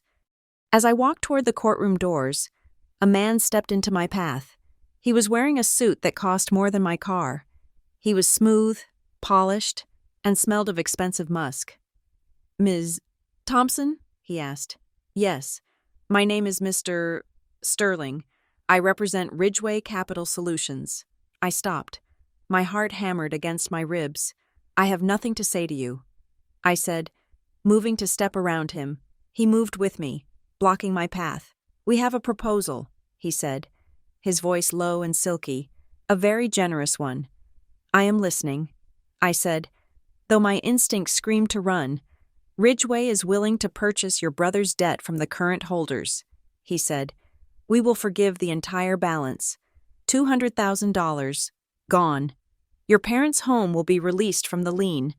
The pressure on your family evaporates. And what do you want in return?" I asked. "We want you to seal the record," he said. "We want you to withdraw the exhibits related to Ridgeway's lending practices. You settle the property dispute with your parents privately. We walk away. Everyone wins." It was tempting. God, it was tempting. In one signature, I could save my parents' house. I could save Evan from the immediate threat of the loan sharks. I could end the war. But then I looked at Mr. Sterling. I saw the way he looked at me, like I was a transaction, like I was a loose end to be tied up. If I took the deal, I would be saving my parents, yes, but I would be letting a predatory company continue to destroy other families. I would be burying the truth about what they did to Evan, and I would be accepting a bribe to silence my own trauma. It was the same trap. It was the same logic my parents used. Hide the truth, protect the image, sacrifice the integrity for the quiet. "No," I said. "Ms. Thompson," he warned, his voice hardening. "This is a one-time offer. If you go into that courtroom and expose my client's business model, we will litigate you into the ground. You can try," I said. I reached into my bag and pulled out a manila envelope. Inside were copies of the loan documents, the threatening texts Evan had forwarded me, and the research Dana had done on their other victims. "But before you do," I said, "you should know that I have already sent copies of these to the State Attorney General and the Consumer Financial Protection Bureau. The blast radius isn't just my family anymore. It is you." Mr. Sterling's face went white. He stared at the envelope. "You are making a mistake," he hissed. I stepped around him. "I don't think I am," I said. The courtroom was quiet. The judge, an older man with a face like carved granite, sat high on the bench. My parents were there. They sat at the defense table, looking small and gray. They didn't look at me when I walked in. The hearing was for the final ruling on the permanent restraining order and the civil judgment for the repairs. Dana presented our case. She was brilliant. She was methodical. She laid out the timeline, the evidence, the confession from Evan, and the pattern of financial abuse. Then, it was my turn to speak. I stood up. I walked to the witness stand. I swore to tell the truth. "Ms. Thompson," Dana asked, "why are you seeking a permanent restraining order against your parents?" I looked at them. I looked at my mother, who was twisting a tissue in her hands. I looked at my father, who was staring at the table, because I am not safe with them. I said, my voice was steady. It didn't shake. "Can you elaborate? For 33 years, I thought love meant obedience." I said, "I thought family meant setting yourself on fire to keep them warm. But when I finally set a boundary, when I finally said no to losing my home, they didn't see a daughter who needed protection. They saw an asset that was malfunctioning. I took a breath. They broke into my sanctuary. They flooded my home. They tried to gaslight me into believing it was an accident. And they did it because they cared more about their reputation and their financial comfort than they cared about my safety. They made a choice, and now I am making mine." The courtroom was silent. Even the court reporter seemed to pause. "I am not asking for revenge," I said. "I am asking for distance. I am asking for the legal right to exist without fear that the people who gave me life will try to destroy it." The judge looked at me. He looked at my parents, Mr. and Mrs. Thompson. The judge said, "Do you have anything to say?" Mr. Henderson whispered to them. Mark shook his head. Linda looked up, her eyes wet, but she said nothing. They had no defense. The truth was in the room with us, occupying all the empty space. "I will grant the permanent protective order." The judge ruled. 5 years, no contact. The defendants are ordered to pay restitution in the amount of $85,000 for the uninsured damages and legal fees. He banged the gavel. It was a sharp, final sound. The bailiff dismissed us. I stood up. I gathered my purse. My parents stood up. They turned to leave. They walked past the plaintiff's table. They were 3 feet away from me. I waited. Part of me, the child part, waited for them to look at me, to see the pain in their eyes, to see regret, but they didn't look. They stared straight ahead, their faces masks of stony indifference. They walked out of the courtroom as if I were a stranger they had passed on the street, as if I were the one who had broken the family. I watched them go.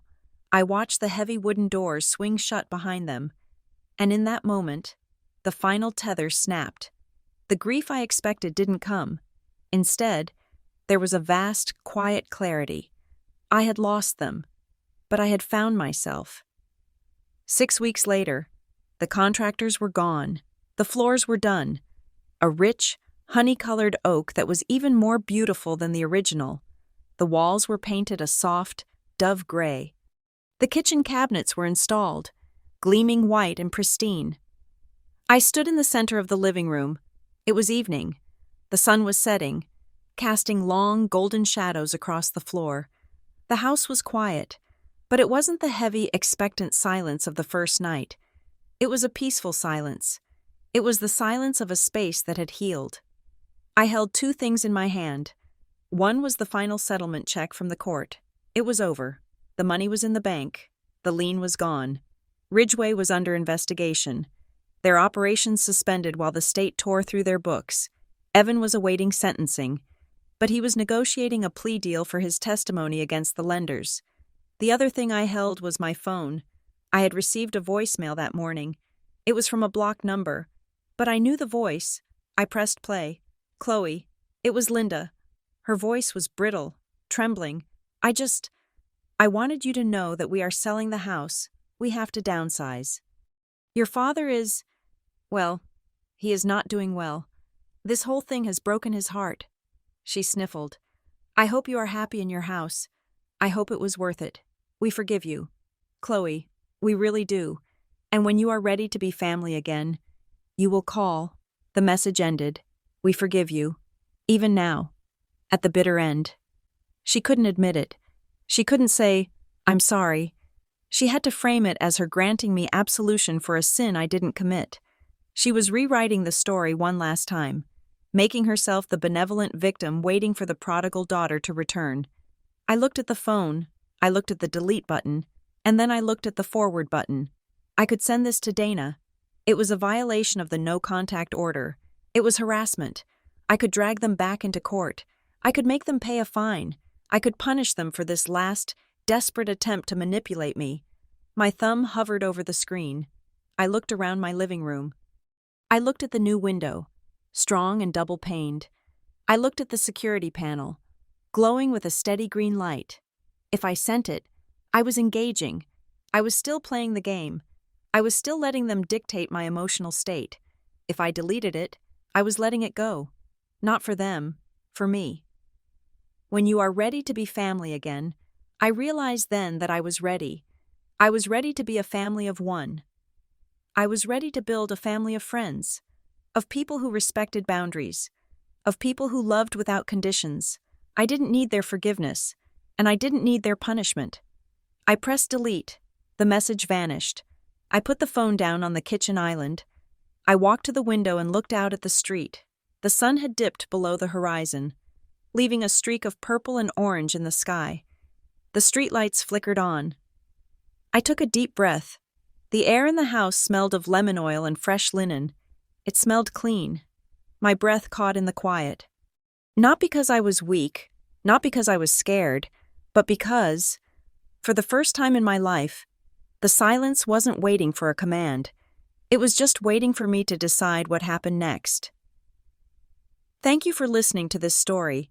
It was a journey of betrayal, boundaries, and the hard cost of freedom, and I hope it resonated with you. I would love to hear your thoughts on Chloe's decision. Do you think she made the right choice by deleting the voicemail? Or should she have reported it? And please, let me know in the comments where you're listening from. It is always amazing to see how far these stories travel. If you enjoyed this story, please consider subscribing to Revenge Stories. We have many more tales of justice and drama coming your way. Don't forget to share your thoughts in English in the comments below. Stay safe, and remember, sometimes the strongest thing you can do is walk away.